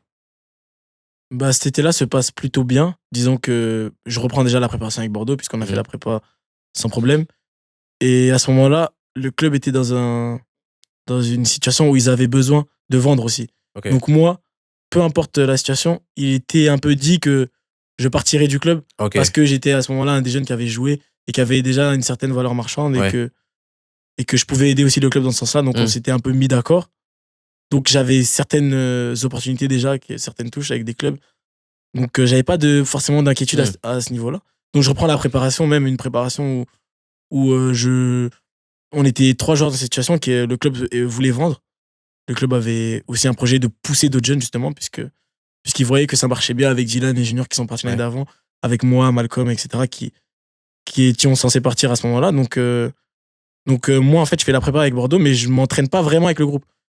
Par respect, ils me gardent dans le groupe, je fais les entraînements, mais tout ce qui est purement tactique, finalement, je le fais pas forcément avec eux. Donc moi, je suis déjà préparé à partir à ce moment-là. Donc quand le club... on apprend que le club il va couler entre guillemets. Moi je suis déjà préparé à partir, donc j'ai déjà des touches un peu partout. Et à partir du moment où on prend le statut de joueur libre, les choses s'accélèrent et j'ai énormément d'offres. J'avais déjà 2-3 offres avant, mais À partir du moment là où on est joueur libre, franchement, je me soucie pas forcément de ce qui va se passer dans les prochains mois parce que je suis pratiquement sûr De de trouver quelque trouver chose. une opportunité. J'avais l'embarras du choix, donc Ouais. c'était après à moi de choisir le projet adapté. Et à ce moment-là, pour toi, c'est quoi, toi et ton agent et ton entourage, mais toi parce que c'est ta carrière, c'est quoi les critères d'un bon projet, toi à ce moment-là, à ce stade de ta carrière? Mais je dirais qu'à ce stade de ma carrière, c'est d'être dans un projet déjà qui me met en valeur, c'est-à-dire qui Mmh. va pouvoir me permettre de jouer, où je vais pouvoir jouer. Le plus important, c'était de ressentir la confiance des gens avec qui tu interagis au moment où tu vas signer Mmh. dans le club. C'est-à-dire qu'un un directeur sportif ou un président ou un agent ou un coach intermédiaire qui te contacte et qui te fait sentir en sécurité. C'est-à-dire où tu vas jouer parce qu'on partait d'une saison où il n'y avait pas forcément de sécurité, ça a eu aussi un impact mental. Il fallait plus reproduire cette situation où il y a un peu beaucoup de hauts et beaucoup de bas, mais plutôt avoir une situation stable dans le sens où j'allais avoir beaucoup de confiance. Donc à ce moment-là, on regarde un peu les opportunités qui sont sur la table et c'est comme ça. Mais le maître mot, c'était vraiment un club où tu as de la confiance. Mmh. Et après, avec la confiance, le temps de jeu, il viendra. Parce que certes, il y a des clubs qui te prennent du temps de jeu, mais le temps de jeu, on ne le promet jamais Oui, finalement. On te dit, tu vas jouer, mais si tu arrives et que tu n'es pas au niveau, tu joueras pas. voilà. Donc c'était plutôt vraiment de la confiance et avoir quelque chose d'humain et voilà. C'est les critères que tu m'énumères là, Mm. c'est toi qui les as en tête ou c'est parce que tu es entouré et qu'il y a ton agent qui te verbalise, qui te vulgarise ces critères-là, ou c'est une combinaison des deux? Là tu me l'as dit aujourd'hui, là tu as plus d'expérience donc c'est différent, mais à ce moment-là, pour avoir ces critères-là en tête, est-ce que toi tu en es déjà conscient que c'est ça qu'il te faut? Bah, je dirais que oui. J'ai conscience que c'est ce qu'il me faut, c'est de la confiance, c'est ce dont j'ai besoin aussi pour me développer. Parce que quand tu es jeune, tu as besoin d'apprendre Mmh. et quand tu apprends, il faut apprendre avec confiance. Tu veux pas apprendre quelque chose en doutant de ce que tu apprends parce que Ouais. sinon tu apprends pas. Donc oui, c'est vraiment en fait, c'est un langage commun qu'on a entre nous Mmh. où en fait on pense c'est vraiment tous la même chose, que ce soit mes parents, mon agent, voilà. OK. Donc on avait Non, vraiment tous ça me parle et en plus je posais la question parce que c'est typiquement ça me ramène à ce que Tom me disait hier quand il me disait: «Jacques, posé, réfléchi», parce que c'est typiquement le langage qu'on tient un peu plus tard dans sa carrière où, bah, typiquement à ce moment-là, ça peut être: «Ouais, je veux juste X, Y ou Z», mais cette notion de confiance, non seulement un endroit où moi je vais pouvoir être en confiance, mais un endroit où l'interlocuteur que je vais avoir va me transmettre cette confiance-là et que c'est de cette confiance-là que le reste va dérouler. C'est une leçon que des fois on apprend un peu plus tard. Il y a beaucoup de joueurs qui, ouais. à cet âge-là, vont signer dans un endroit et se dire: «Ah, bah, ce contrat-là de deux Mmh. trois ans, il s'est pas très bien passé parce que je me suis rendu compte avec le recul que quand j'ai parlé, en fait, on me voulait pas vraiment et que j'étais le troisième choix et que c'était un club de Ligue 1 avec un Mmh. statut, etc. Mais au final, le directeur sportif me voulait, le coach me voulait pas. J'ai passé 3 ans à la cave et puis bah, c'est après cette expérience-là que j'ai appris que c'est important d'avoir cette confiance-là dès le début. Et le fait que tu l'aies eu en tête à ce moment-là, bah, je me dis que c'est pas anodin sur là où tu en es Mmh. aujourd'hui et sur ce qui en a découlé. Pourquoi le SCO spécifiquement? Mais parce qu'à ce moment-là, je suis en discussion avec plusieurs clubs et il y avait, disons, un club anglais où c'était vraiment très, très avancé et je pensais même partir là-bas. Mhm. Et j'ai l'appel du SCO par le directeur sportif qui me présente le projet dans un premier temps, mais surtout le SCO parce que à ce moment-là, je sens que c'est un endroit où je suis pas si loin de chez moi, Mm.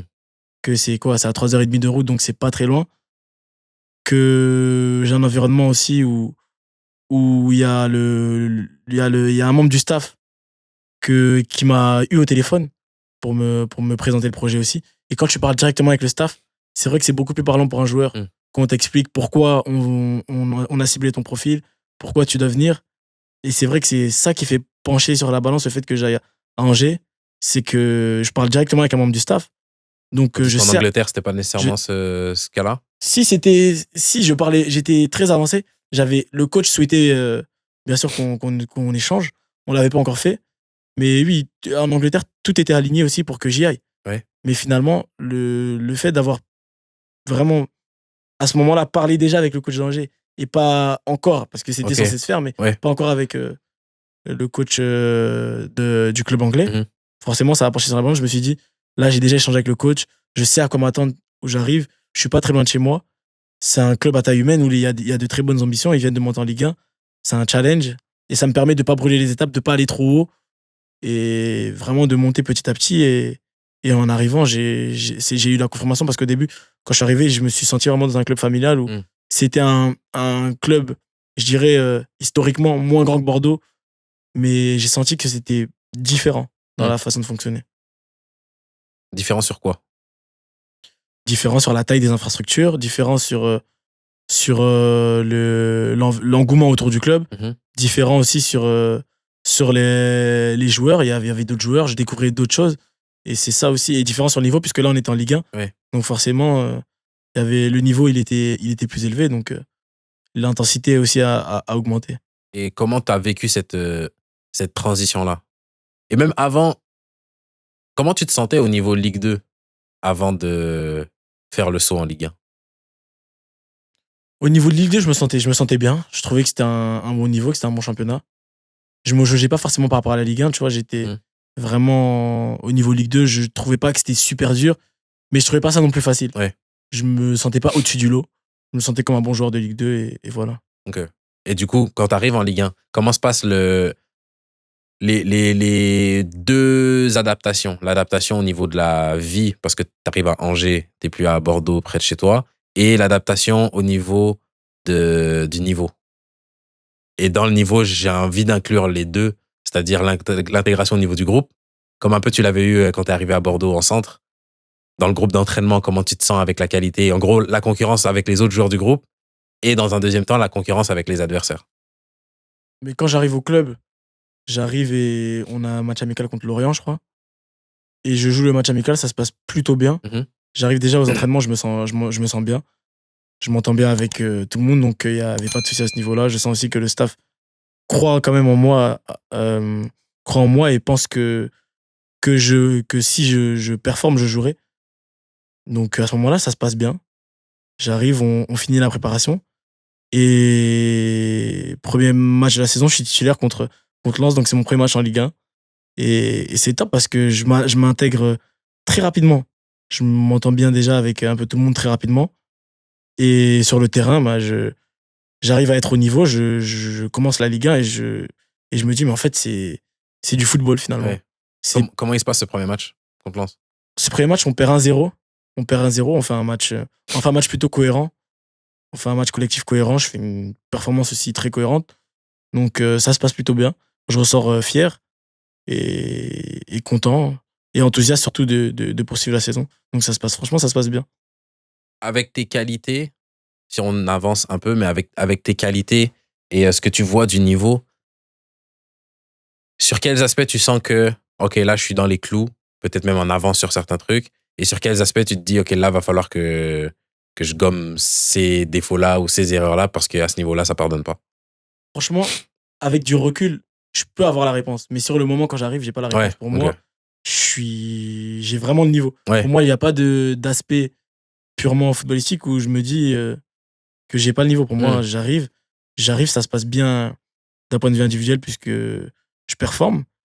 Je me dis que je vois pas vraiment la marge de progression. Enfin, je sais que je vais progresser avec le temps, mais je vois pas vraiment d'endroits ou de cases où. Et avec le recul, c'est Oui, avec le recul, quand tu regardes en arrière, où est-ce qu'elles étaient? Je pense que la prise d'infos. Ok. Mais je pense que ça découle aussi du fait que j'ai pas fait de centre de formation et que j'apprends un peu tout sur le tas, tu vois. Donc, quand tu es défenseur latéral, donc typiquement, ça va peut-être pas parler à des gens. Moi, j'étais latéral, donc j'ai l'impression de voir ce que tu veux dire. Tu me parles de prise d'infos pour un défenseur latéral. Prise d'infos sur quoi? Prise d'infos sur voir vite le jeu. Ok. Quand t'as la balle, pas tout le temps te servir de tes qualités physiques ou de ce que tu sais faire dans l'un contre un pour sortir d'une situation, mais plutôt sortir d'une situation avec l'intelligence, voir avant, jouer plus juste à certains moments, des trucs comme ça, un peu ce domaine-là. Et c'est là-dessus où là aujourd'hui, par exemple, tu regardes en arrière et tu te dis ouais, là il y a eu une progression et c'est de ça qui m'a. Même encore aujourd'hui, je pense que je peux encore bien progresser sur ça pour passer des caps, mais oui, déjà, je pense qu'à ce moment-là, c'est clair avec du recul que c'est comme ça que je vois les choses. On fait un peu dans le désordre, mais comment tu bosses là-dessus là-dessus, mais sur tous les aspects sur lesquels tu essaies de progresser au quotidien? Parce que tu sais, on parle souvent des joueurs professionnels, faut travailler, mais pour parler avec plusieurs joueurs, des potes pour certains, des connaissances pour d'autres, mais on peut vite tomber, même dans le monde pro, dans le boulot basique.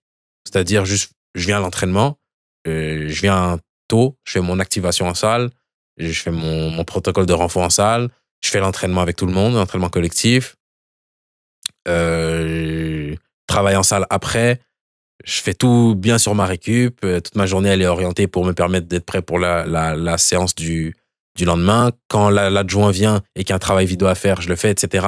Où est-ce qu'on va chercher plus encore? Tu parles quand je viens d'arriver ou tu parles même pour maintenant? Maintenant. Parce que je pense que Maintenant? quand tu viens d'arriver, il y a peut-être que tu n'avais pas ces choses-là, mais je te demande maintenant que tu as 2 ans de Ligue 1 et que tu Ok. es plus acclimaté au milieu. Bah, c'est simple. Moi, déjà, à la base, j'avais, depuis Bordeaux, un préparateur physique et technique avec lequel on faisait beaucoup de ballons, des appuis OK? ou de la prise d'information et aussi Ce, tout ce qui est niveau. ce travail-là se fait quand? Je le faisais 2 fois par semaine, OK. souvent le mardi et le jeudi. Donc 2 fois par semaine, j'avais ce rythme-là où c'était tout le temps, toute la saison. OK. Et après, quand j'étais à Bordeaux et que j'ai eu ma période difficile, j'ai pris un préparateur mental D'accord. qui m'a fait énormément de bien, OK. qui m'a fait relativiser, qui m'a aidé à me concentrer. Là, tu me parlais de les 6 premiers mois là, de la saison où c'était compliqué mentalement? À partir du moment où j'ai eu le déclic. OK. Là, tu as pris un Ouais, préparateur mental, d'accord. ouais. OK. Pour bien appuyer le, Ouais, ouais. le truc Être sûr que les vieux démons, ils reviennent pas, quoi. c'est ça. J'ai pris un préparateur mental Que t'as et encore à ce jour? non, avec qui je bosse plus, mais Ok. j'ai gardé des routines Oui. que le préparateur m'avait Mhm. données. Et surtout, j'ai eu la chance que Gaël Clichy, justement, comme il connaissait, mon agent, m'ait donné déjà des conseils quand j'étais à Bordeaux. D'accord. Donc, on a fait beaucoup d'analyses vidéo. On a fait énormément d'analyses vidéo. Il me donnait des conseils par rapport à son vécu et par Mhm. rapport à son expérience de coach aussi. Et franchement, il a été très gentil avec moi, très patient. Il m'a donné plein de conseils. Franchement, il m'aide même encore aujourd'hui. Et quand je suis arrivé à Angers, je l'avais un peu perdu ce côté avec Gaël Clichy où je faisais tout ça. Mais j'avais gardé le reste. OK. Et en fait, maintenant, j'ai plus enlevé le reste. C'est-à-dire tout ce qui est prépa athlétique avec mon prépa et technique sur le terrain. Mais avec Gaël Clichy, j'ai continué. Et aujourd'hui, je pense que c'est ce qui fait ma force. Et c'est ce qui m'aide dans mon apprentissage. C'est-à-dire que il analyse mes matchs. Il analyse tous les matchs que je fais. On a des axes de progression bien précis. Et il m'aide à les développer. Et après, sinon, j'ai plein de routines que je fais, que j'ai aussi mis en place. Mais ça, dès que j'étais arrivé à Angers. Ouais. Des routines de prévention avant entraînement pour pas me blesser. Et au début, quand je suis arrivé à Angers, j'étais à l'hôtel. J'avais pas encore de maison. Et maintenant que j'ai ma maison, j'ai une salle de sport chez moi où j'ai un emploi du temps bien précis. OK. Un emploi du temps bien précis où je sais que là, je fais mon renforcement, là, je fais de l'explosivité, là, je fais tout ça. Et tout ce travail complémentaire, je le fais au quotidien. Donc, OK. Non, c'est un peu ça. ça me parle déjà dans la charge de travail, elle est intense. Mais ça me parle aussi le fait que tu dises c'est pas parce que tu intègres une routine que nécessairement tu la gardes. Tu vas la garder pendant 10 ans. Des fois, il y a une saison, une période où ça devient pertinent. Quand ça l'est un peu moins, bah, tu délaisses et tu peux faire la place pour quelque chose d'autre. Est-ce qu'il y a un conseil que Gaël Clichy t'a donné que tu peux nous... Parce que ça reste entre vous, donc je Bien sûr. veux pas m'immiscer dans votre intimité, mais un conseil qui t'a donné que tu peux partager avec nous, qui t'a été utile. Mais il m'a vraiment donné beaucoup de conseils. Mais le conseil qui me donne et qui m'est très utile, c'est en tant que latéral, l'orientation des épaules par rapport au ballon. Quand tu l'as et quand tu l'as pas, surtout, prendre en compte le ballon, prendre en compte l'adversaire. Parce que là, une situation qui est très difficile pour les latéraux, c'est quand la balle elle est à l'opposé, ton ailier il colle la ligne, tu dois voir ton ailier et le ballon. Et comment Pour tu gérer gères, la surtout quand il y a des profondeur, centres dans ouais. ton dos, c'est horrible pour un latéral. Donc c'est sur ça et sur la prise d'information, sur l'orientation des épaules, sur la distance d'intervention, toujours prendre en compte son adversaire. C'est ce conseil-là, enfin c'est des conseils plutôt sur ça, surtout sur mon orientation des épaules, comment orienter le ballon à ce moment précis, et etc. C'est le conseil le plus important qu'il m'a donné, je dirais. Ok. On laisse ça, c'est entre vous. En plus, si on creuse trop là-dessus, les ailiers, ils vont écouter, ils vont se dire, attends, Ouais, Je vais c'est la, le je vais la, piéger. je vais l'attraper au prochain match. La première saison, on a parlé un peu de ton adaptation au début, quand tu arrives à Angers. Est-ce qu'il y a un moment où tu sens que tu prends une autre dimension dans ce championnat de Ligue 1? Ça peut être, quand je dis une autre dimension, on oublie le regard des autres, c'est juste toi. Est-ce qu'il y a un moment où toi, tu sens que tu passes de je découvre le championnat à non, là maintenant je suis installé, là je suis confortable? Ouais. Franchement, c'est un sentiment bizarre parce que quand j'arrive et que j'enchaîne les matchs avant de me blesser, je l'ai déjà ce sentiment. Hmm. Ok. J'ai déjà, et en fait, je le perds en me blessant. Et quand je reviens, c'est un peu plus dur Hmm. parce que je joue pas beaucoup. Finalement, je fais quelques rentrées, j'arrive à rentrer. Après, fin de saison, je reviens titulaire sur certains matchs. Mais, ou même les matchs où je reviens titulaire, je l'ai encore ce sentiment. J'ai le sentiment où j'ai pris la mesure du championnat, où Ouais. je me sens pas impressionné, pas intimidé. Au contraire, je suis un joueur de Ligue 1 et il n'y a pas de souci. Donc en vrai, ce sentiment, je l'ai à chaque fois que je joue, mais c'est plutôt les périodes où tu joues moins, où tu peux être dans le flou Ouais. à ce niveau-là. Il faut limite que tu te Ouais. battes pour retrouver Ouais, c'est ça. retrouver le sentiment que tu avais C'est ça. déjà, mais que tu perds à cause de la blessure. C'est Et avant de parler de la fin où vous décrochez le maintien, est-ce que tu as des matchs qui t'ont marqué sur cette saison-là? Des matchs où j'ai joué, Ouais. bah, moi, le match le plus marquant, c'était mon premier match. Mm. Parce que fallait gérer l'émotion. L'émotion d'être en Ligue 1, l'émotion de passer un cap. Et gérer cette émotion. Donc, je dirais que c'est c'est le match qui m'a le plus marqué. Mm. Après, pour faire un parallèle avec la sélection, à ce moment-là, on joue aussi les qualifs en sélection à ce moment-là. Et donc, à ce moment-là, il y a beaucoup d'événements marquants, en fait, Dans cette saison-là, ouais. qui arrivent en même temps et qu'il faut savoir gérer. Et voilà. Donc, Et on va passer à la sélection après. Le maintien, vous le décrochez à l'avant-dernière journée? oui, c'est ça. Elle est Contre comment Strasbourg. l'émotion à ce moment-là? Bah, franchement, c'est une très belle émotion parce que tu te dis qu'en fait, tu as travaillé toute la saison pour quelque chose et au final, tu l'obtiens. Et tu l'obtiens de façon sûre. Et tu l'obtiens avec fierté parce que tu t'es bien battu et que t'aurais pu t'aurais pu l'obtenir avant, mais tu l'as obtenu à ce moment-là. Et donc, franchement, c'était un bon moment avec les supporters qui sont rentrés sur le terrain et tout. Ouais. C'était un bon moment. Ouais, parce qu'on parle souvent de relégation quand c'est négatif, de montée quand c'est positif. Mais j'ai l'impression que de la 12 à la 16e, ces positions-là, il y a quand même une histoire intéressante à raconter sur les maintiens parce que c'est stressant. C'est clair. Quand il y a le spectre de la relégation qui est là toute la saison, tu te dis, attends, si on descend, tu vois toutes les conséquences qu'il y a pour le club, toutes les conséquences qu'il y a pour, encore une fois, tous les salariés. Et te dire que tu réussis, ça, je sais pas si on peut, je pense pas qu'on puisse dire que ça vaut un titre, mais c'est beau, en tout cas. Ouais, c'est très, très. Il y a C'est quelque chose une de grosse fort. émotion qui est attachée à ça. Sur cette première saison, ça a été qui tes meilleurs clients en tant que latéral? Mes meilleurs clients en tant que latéral. Bah, moi, j'ai beaucoup joué contre des équipes qui jouent en 3-5-2. Donc, Ok. j'ai pas eu forcément d'ailier. Ok. À ce moment-là, j'ai eu plus des pistons. Et je dirais que le piston qui m'a le plus marqué, c'est Meunier, cette saison-là. Ok.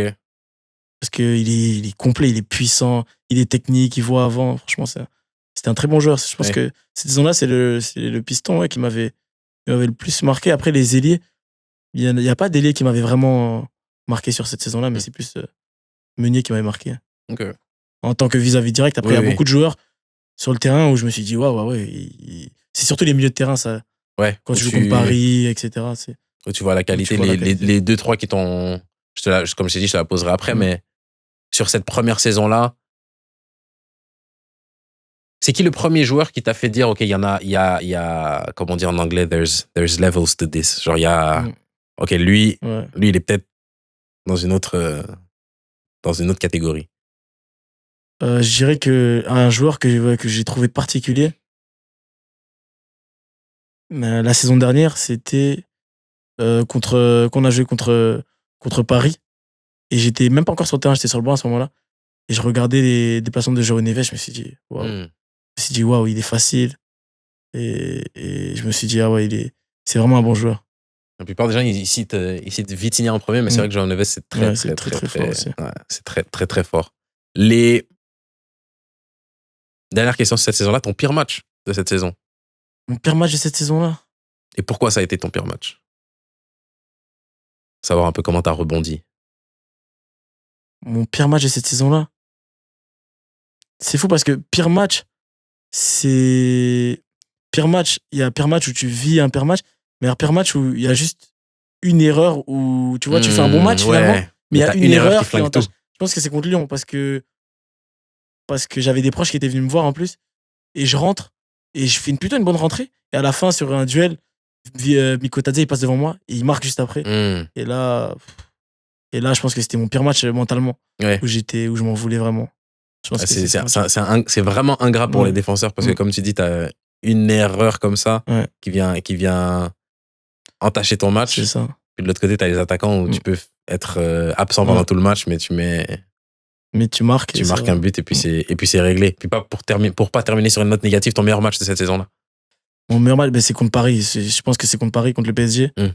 Au Parc, en fin de saison, on fait un match là-bas et je fais un bon match. Qu'est-ce qui fait que c'est ton meilleur match dans le contenu? Dans le contenu, c'est que je gagne beaucoup de duels. J'arrive à me faire voir sur 2-3 actions offensives où je fais la différence.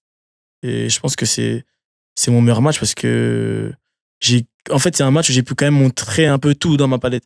C'est-à-dire que j'ai défendu en avançant. J'ai gagné des duels aussi offensifs et je pense que c'est. Ouais. Et c'est surtout aussi la taille de l'adversaire. Si tu fais le même match contre un adversaire qui marche pas sur tout le monde, c'est un peu moins valorisant. Mais là, comme c'était Paris et qu'ils étaient en pleine bourse, je pense que c'était mon meilleur match. Ouais, même pour toi, c'est comme tu as dit, c'est valorisant. T'es arrivé en Ligue 1, tu fais une première saison, on y reviendra, comme je t'ai dit, sur la sélection après. Il y a aussi des matchs où cette saison-là, on a l'impression que ta carrière, elle prend une autre dimension dans le sens où il y a la Liga qui vient. T'es entre guillemets, un vrai international, où là, tu joues des matchs importants. Il y a des résultats dans des matchs importants pour la sélection en tant que titulaire.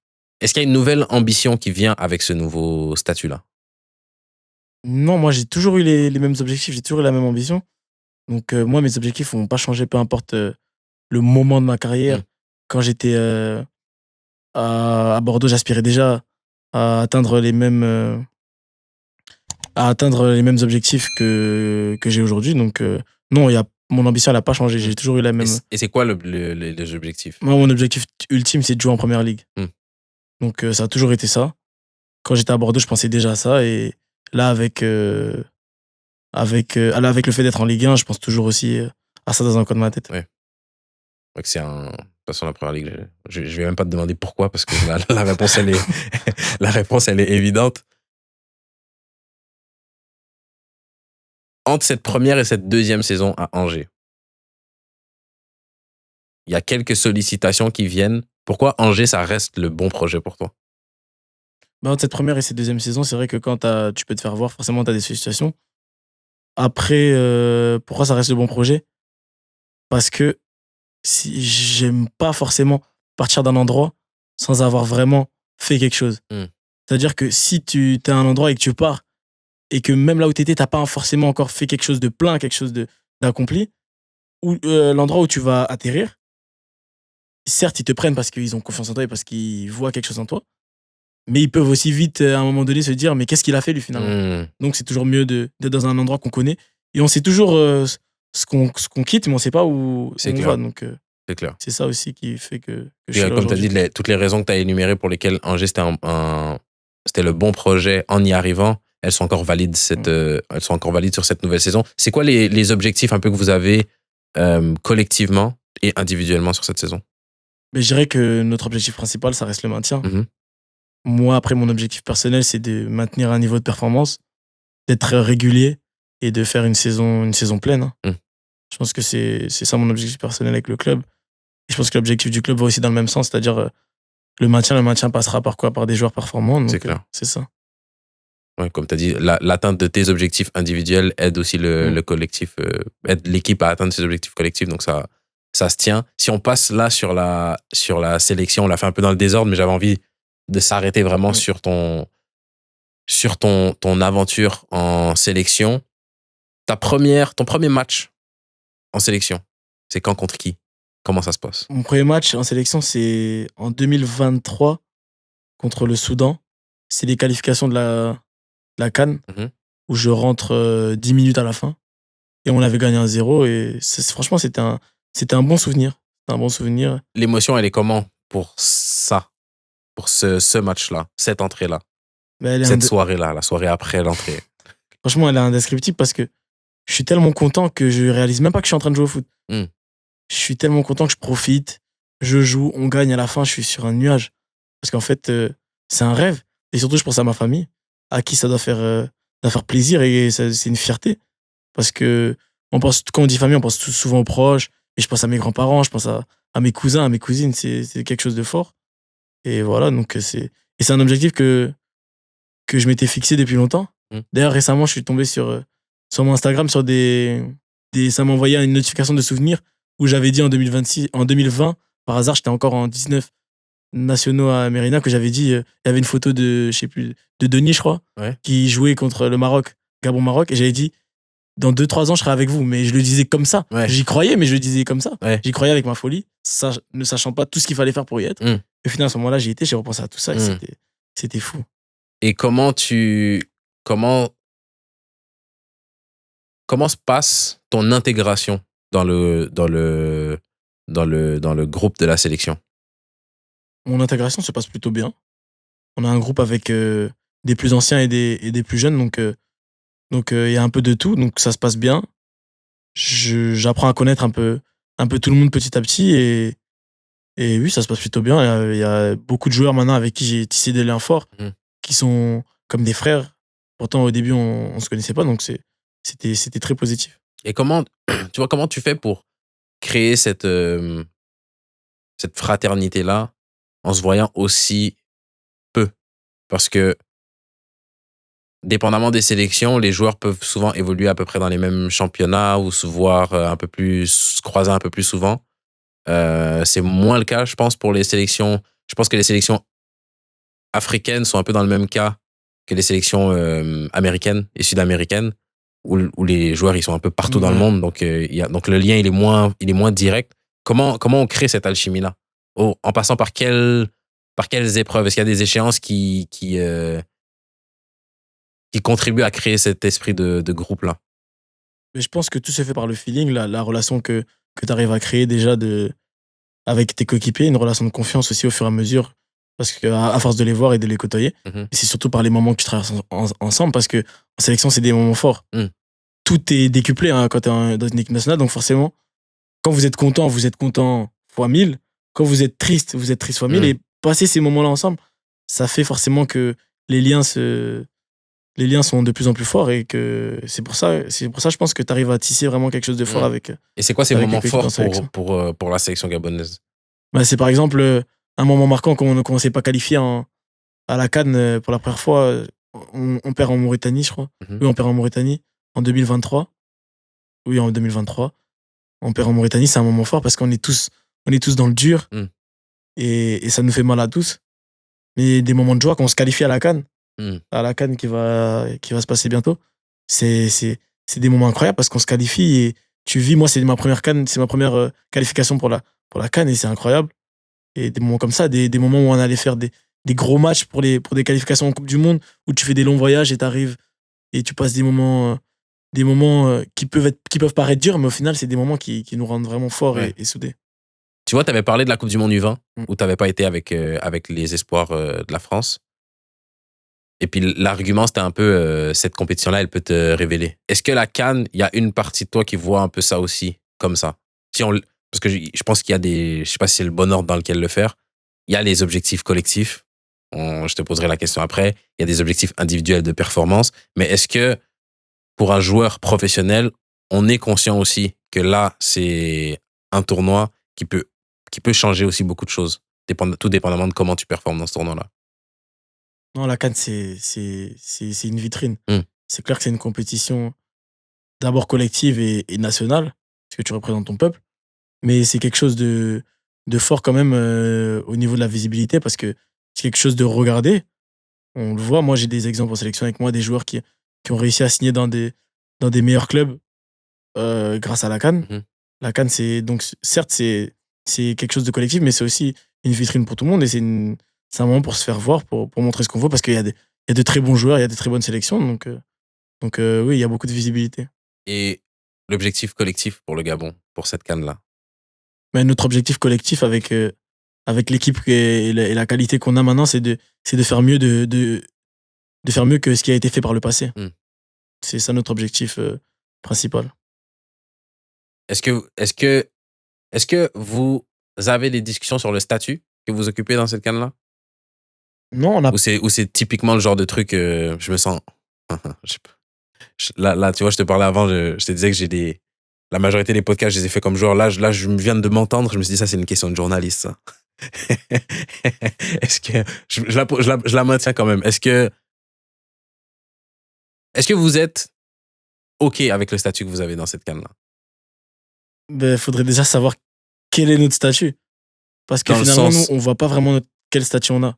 Bah, je Parce pense qu'on qu'il n'a y a pas le les. statut de petite équipe, mais on n'a pas le statut de grande nation non plus. Je suis d'accord. J'aurais tendance à dire, tu sais, il y a le statut de. Il y a favori, il y a les petites nations, il y a les équipes normales et il y a les outsiders, donc le type d'équipe qui peuvent créer la surprise de par leur qualité, mais qui font pas partie des grandes nations. Et je pense que le Gabon, il est dans cette catégorie-là. Est-ce que. Bah, comment toi tu le vois, du coup?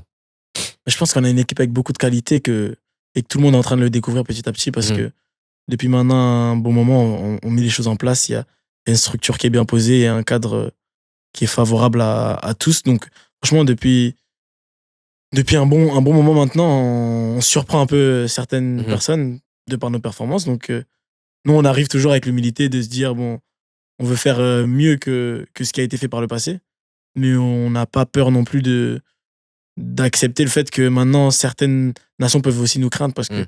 parce qu'on l'a prouvé par le terrain de quoi on était capable.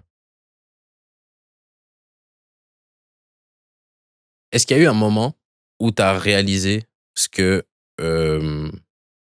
jouer pour la sélection représentait? Mais je pense que tu réalises très vite quand tu vas en sélection. Parce que, Est-ce que tu peux me décrire ce moment-là? Je te pose la question parce que j'ai mon pote, comme je te disais, qui joue en sélection avec l'équipe du Sénégal. Et il a eu ces moments-là. Eux, quand ils ont gagné la CAN, il m'a dit, ça t'est pas encore arrivé, mais lui, il a dit, c'est à ce moment-là où il a vraiment réalisé ce que ça représentait pour les gens. Et je voulais savoir, à ton niveau, à ton époque, à ton échelle plutôt, il est où ce moment-là? mais moi, je dirais que je l'ai réalisé tout de suite. Hmm. Parce qu'en fait, quand tu représentes ta nation, tout est décuplé. L'engouement autour de l'équipe est décuplé. La visibilité que tu as, elle est décuplée. Dès que tu arrives dans ton pays, ben, tu es forcément reconnu. Les gens, ils t'apportent beaucoup d'amour pour rien. Moi, la première fois que je suis allé en sélection, que je suis allé au Gabon avec un statut de joueur international, quand je suis arrivé par exemple, à l'aéroport, j'ai directement senti le respect des gens. Hmm. J'ai directement senti l'amour. Donc forcément, dès que tu joues pour la sélection, tu sens cette considération, tu sens cet amour et tu sens cette attente aussi que les gens ont envers toi. Et la pression, elle est comment? Comment on la gère bien, cette pression-là? Parce que j'ai l'impression, encore une fois, il y a une pression, il y a toujours une pression de jouer pour son pays. Je, je j'ai pas été international, donc je sais pas si c'est ma place de dire ça, mais j'ai l'impression de l'extérieur que c'est pas la même pression si tu joues pour une nation européenne que si tu joues pour une nation africaine. Je pense que le foot n'a pas la même importance. Je pense que les joueurs n'ont pas la même importance. Je pense que les joueurs en Europe pour les sélections européennes restent des joueurs de foot. Par moment, les joueurs pour les sélections africaines deviennent des symboles, deviennent des leaders, deviennent des exemples, deviennent des porte-paroles, etc. Donc, comment on gère ce statut-là qui est aussi décuplé? Ouais, c'est vrai que quand tu joues pour une sélection africaine, il y a énormément d'attentes au niveau sportif, Hmm. mais au niveau de l'image aussi, parce que tu représentes ton pays. Tu représentes pas forcément ton pays sur le même continent, parce que nous, quand on repart dans nos clubs, pour la plupart, on joue en Europe, on joue dans des pays Hmm. étrangers que le Gabon. Donc, tu as cette image d'ambassadeur, donc tu as une image à tenir vis-à-vis de ton drapeau, vis-à-vis de ton peuple, et tu te bats aussi d'une certaine façon pour eux, pour faire ce qu'ont fait des personnes comme Pierre-Emerick Aubameyang aujourd'hui, qui a porté le drapeau du Gabon avec fierté Hmm. et qui a fait de grandes choses. Donc oui, il y a énormément d'attentes, c'est vraiment différent des exigences en club et même en sélection européenne, je pense. C'est différent parce que Vraiment, en Afrique, comme tu l'as dit, les supporters, tous ceux qui sont autour de la sélection, voient vraiment les joueurs comme des ambassadeurs, comme si on était limite de la même famille. On Mm. l'est parce qu'on est tous du même pays. Mais vraiment, on a de grosses responsabilités vraiment Mm. en termes d'image et en termes d'image. Et est-ce que tu te sens, parce que la question est juste posée comme ça, mais j'ai peut-être pas les bons mots, tu te sens équipé à porter ça? Parce que, comme tu as dit, Aubameyang le fait depuis plusieurs années.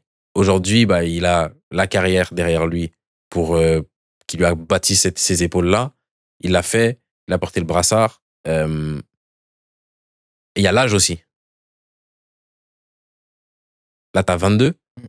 Est-ce que c'est quelque chose que pas au même niveau qu'un Aubameyang, mais juste le fait d'avoir ce statut-là, est-ce que c'est quelque chose avec lequel tu es confortable déjà maintenant? Oui, parce que moi, je sais avoir la lucidité de me dire que mon métier, c'est footballeur professionnel. Mm. Je suis un être humain comme tout le monde. J'ai des moments différents dans ma vie comme tout le monde. Mais je sais être footballeur professionnel. Et moi, mon métier, on me jugera surtout sur ce que je fais sur le terrain. Mm. Donc, si j'arrive à ne pas me mettre de pression sur mon travail et à performer quand je suis en sélection, je sais qu'au niveau de mon image, et comme je suis quelqu'un qui fait pas énormément de bruit et qui essaye de se tenir à carreau, Mhm. je sais que tout suivra parce que le plus important pour ces personnes-là, c'est qu'on gagne les matchs. C'est qu'on soit performant. Donc si j'arrive à être performant et qu'on gagne les matchs, ça fera que du bien au peuple parce que tout le monde est derrière nous. Mm. Tout le monde attend qu'on gagne. Des fois, l'humeur générale du pays dépend Mm. des matchs de l'équipe nationale. Donc c'est un peu ça. Non, ça se tient. J'aime bien ce que tu dis. Au final, mettre le moins de pression sur tes performances, c'est le meilleur moyen de faire les bonnes performances. Et les bonnes performances, c'est le meilleur moyen de répondre à cette pression-là. Donc la réflexion se tient. Est-ce que c'est facile de justement de pas trop se projeter dans le sens où si on laisse de côté la pression, tu vois, les semaines, elles arrivent. Et puis au final, tu as 10 échéances. Il y a le championnat, il y a le maintien avec Angers, il y a les qualifs pour la Coupe du Monde, derrière, il y a la CAN au Maroc. Est-ce que c'est facile de pas trop se projeter, de se dire, attends, ce week-end, je sais que dans 6 jours, 7 jours, on est le 6, dans 7 jours, j'ai match pour me qualifier à la Coupe du Monde, mais avant ça, j'ai un match ce week-end avec Angers. Faut pas que je sois déjà en train de penser au match avec la sélection parce que ce week-end, je dois être prêt. Est-ce que c'est facile justement de segmenter toutes ces échéances-là? Je dirais que c'est facile. Moi, il y a juste un seul match dans ma vie où je l'ai planifié même un an à l'avance, c'est le match contre la Côte d'Ivoire là, pour les qualifs de Coupe du Monde parce que ma famille, j'ai une famille ivoirienne, une famille gabonaise et que je savais que ça allait être le match pour la première place de la poule. Donc, il y a que ce match où j'y pensais même un an avant. Sinon, tous les matchs et toutes les organisations, le calendrier est fait pour que tu prennes match après match. On te demandera jamais de jouer 2 matchs dans la même journée. Donc, tu peux pas penser au match qui est dans une semaine alors que j'ai match dans 3 jours, tu vois. Donc, j'arrive à prendre match par match. Et quand je suis en sélection, je suis totalement concentré sur la sélection et je pense pas à ce qui va se passer après avec Angers. Quand je suis à Angers, je pense pas qu'il va se passer mercredi, par exemple, contre le Nigeria. Aujourd'hui, c'est quoi le bilan que tu fais de ton parcours jusque-là, de ta jeune carrière? Ben, je dirais que c'est trop tôt pour tirer un bilan parce que les bilans, ils sont bien quand ils sont faits quand tu termines. Mais je dirais quand même que je suis assez content d'être là où je suis aujourd'hui parce que j'avance, parce que je sais que j'ai beaucoup de choses encore à faire et que je suis aussi à temps dans les objectifs que je me suis fixés. Donc j'ai pas de pression particulière ou de doute particulier quant à ce que je veux réaliser puisque je prends les choses petit à petit et j'essaye toujours de me focaliser sur le plus important. Le plus important, c'est quoi? C'est d'avoir une progression constante, de toujours progresser petit à petit. Certes, il y a des moments où tu vas être comme ça, mais il y aura beaucoup de moments aussi où ça va faire ça et c'est le plus important aujourd'hui. Donc je pense qu'aujourd'hui, je suis quand même fier d'être là où je suis. Et pas te demander l'ambition parce que tu nous en as déjà parlé, mais à ce jour, parce qu'il y a différents chapitres aussi des fois dans une carrière, sur ce premier chapitre de ta carrière, c'est quoi la leçon que tu penses que quelqu'un qui t'a écouté aujourd'hui devrait en tirer? Ou que toi t'en tires aujourd'hui? Moi, la leçon, je dirais que, par exemple, pour ceux qui désirent être footballeur professionnel, l'aspect mental est très important. L'aspect mental est très important pour la discipline, pour la confiance en soi, parce que c'est finalement ce qui fait un joueur. Et surtout, moi, je dirais surtout aux gens de croire en eux. Mm. Toujours croire et toujours travailler. Parce que certes, ça paraît un peu bateau quand on dit ça, mais c'est la réalité des choses. La réalité, c'est que le travail te fera progresser. Peu importe. Le moment, même si des fois, tu sens pas les résultats sur le moment, il y a toujours un bénéfice à travailler. Et après, c'est la confiance parce que faut pas écouter faut prendre les critiques, faut prendre les conseils quand c'est constructif. Mais faut pas se laisser pourrir par tout ce qui peut t'atteindre personnellement. Tout ce qui est de l'ordre de ta vie, par exemple professionnelle, ne doit pas pouvoir t'atteindre personnellement. Mm. Et il faut essayer de faire le tri sur ça. Mm. C'est pas facile, mais il faut parler avec les gens. En fait, le meilleur moyen de passer une période difficile, c'est de l'affronter. Si tout le temps qu'on dit des choses compliquées, tu les gardes pour toi et tu vas te poser des questions, en fait, tu vas pas être en accord avec toi-même parce que tu vas te faire des débats dans ta tête. Mais si quelqu'un m'a dit, t'es nul, je vais voir la personne, pourquoi tu dis que je suis nul? On débat, il aura eu mon avis, peut-être que il changera d'avis après ça, peut-être qu'il changera pas d'avis, mais au moins j'aurais extériorisé. Mm. Et je pense que quand il y a des joueurs qui manquent de confiance, faut en parler autour de soi et faut accepter aussi, faut avoir une autocritique, une très bonne autocritique et ça fait avancer. Et puis comme on en a déjà parlé plus tôt, mais je pense que l'entourage, il joue une place importante. Très important. Et je pense que le fait d'avoir des gens autour de soi à qui on peut justement parler, ça a cet avantage-là de pouvoir, comme tu as dit, extérioriser. Ça a ce côté un peu thérapeutique de pouvoir dire ce qu'on a sur le cœur. C'est le meilleur moyen de passer à autre chose, tout simplement. Là, on est à 2 heures d'enregistrement. Tu as eu l'expérience au cœur du jeu. Qui est-ce que tu nous suggères comme prochain invité? Qui tu penses qui aurait une histoire intéressante à nous raconter? Je pense que quelqu'un qui aurait vraiment une histoire très intéressante à vous raconter, mais parce que je connais aussi son histoire et que je sais qu'il est passé par moi, je pense que c'est Malcolm Bokele, il pourrait vous raconter des histoires incroyables. Je pense que lui, il faudrait réserver un studio pendant 5 heures pour avoir toutes ces histoires parce que lui, il a vécu des choses, Ouais. il a vécu beaucoup de choses aussi. Ok, on le rajoute à la liste. En tout cas, merci beaucoup. Merci beaucoup. Je termine avec les questions des abonnés. Que j'en ai chopé trois. Bon, il y a beaucoup de questions d'abonnés qui m'ont posé et auxquelles on a répondu dans l'épisode, donc voilà. Mais tu vois, je te dis ça. La première question, c'est quel est le championnat où tu rêves de jouer? Tu as déjà répondu. Donc désolé Lucas, mais il a déjà répondu. Et donc il me reste 2 questions. Le futur gros talent du Gabon, c'est qui? Le futur gros talent du Gabon. On a un talent qu'on connaît déjà, c'est le petit frère de Mario Noah qui est. Bon, il était déjà un peu connu à travers le PSG, etc. Donc, on sait. Mais franchement, c'est surprenant parce qu'il y a beaucoup de talent au Gabon.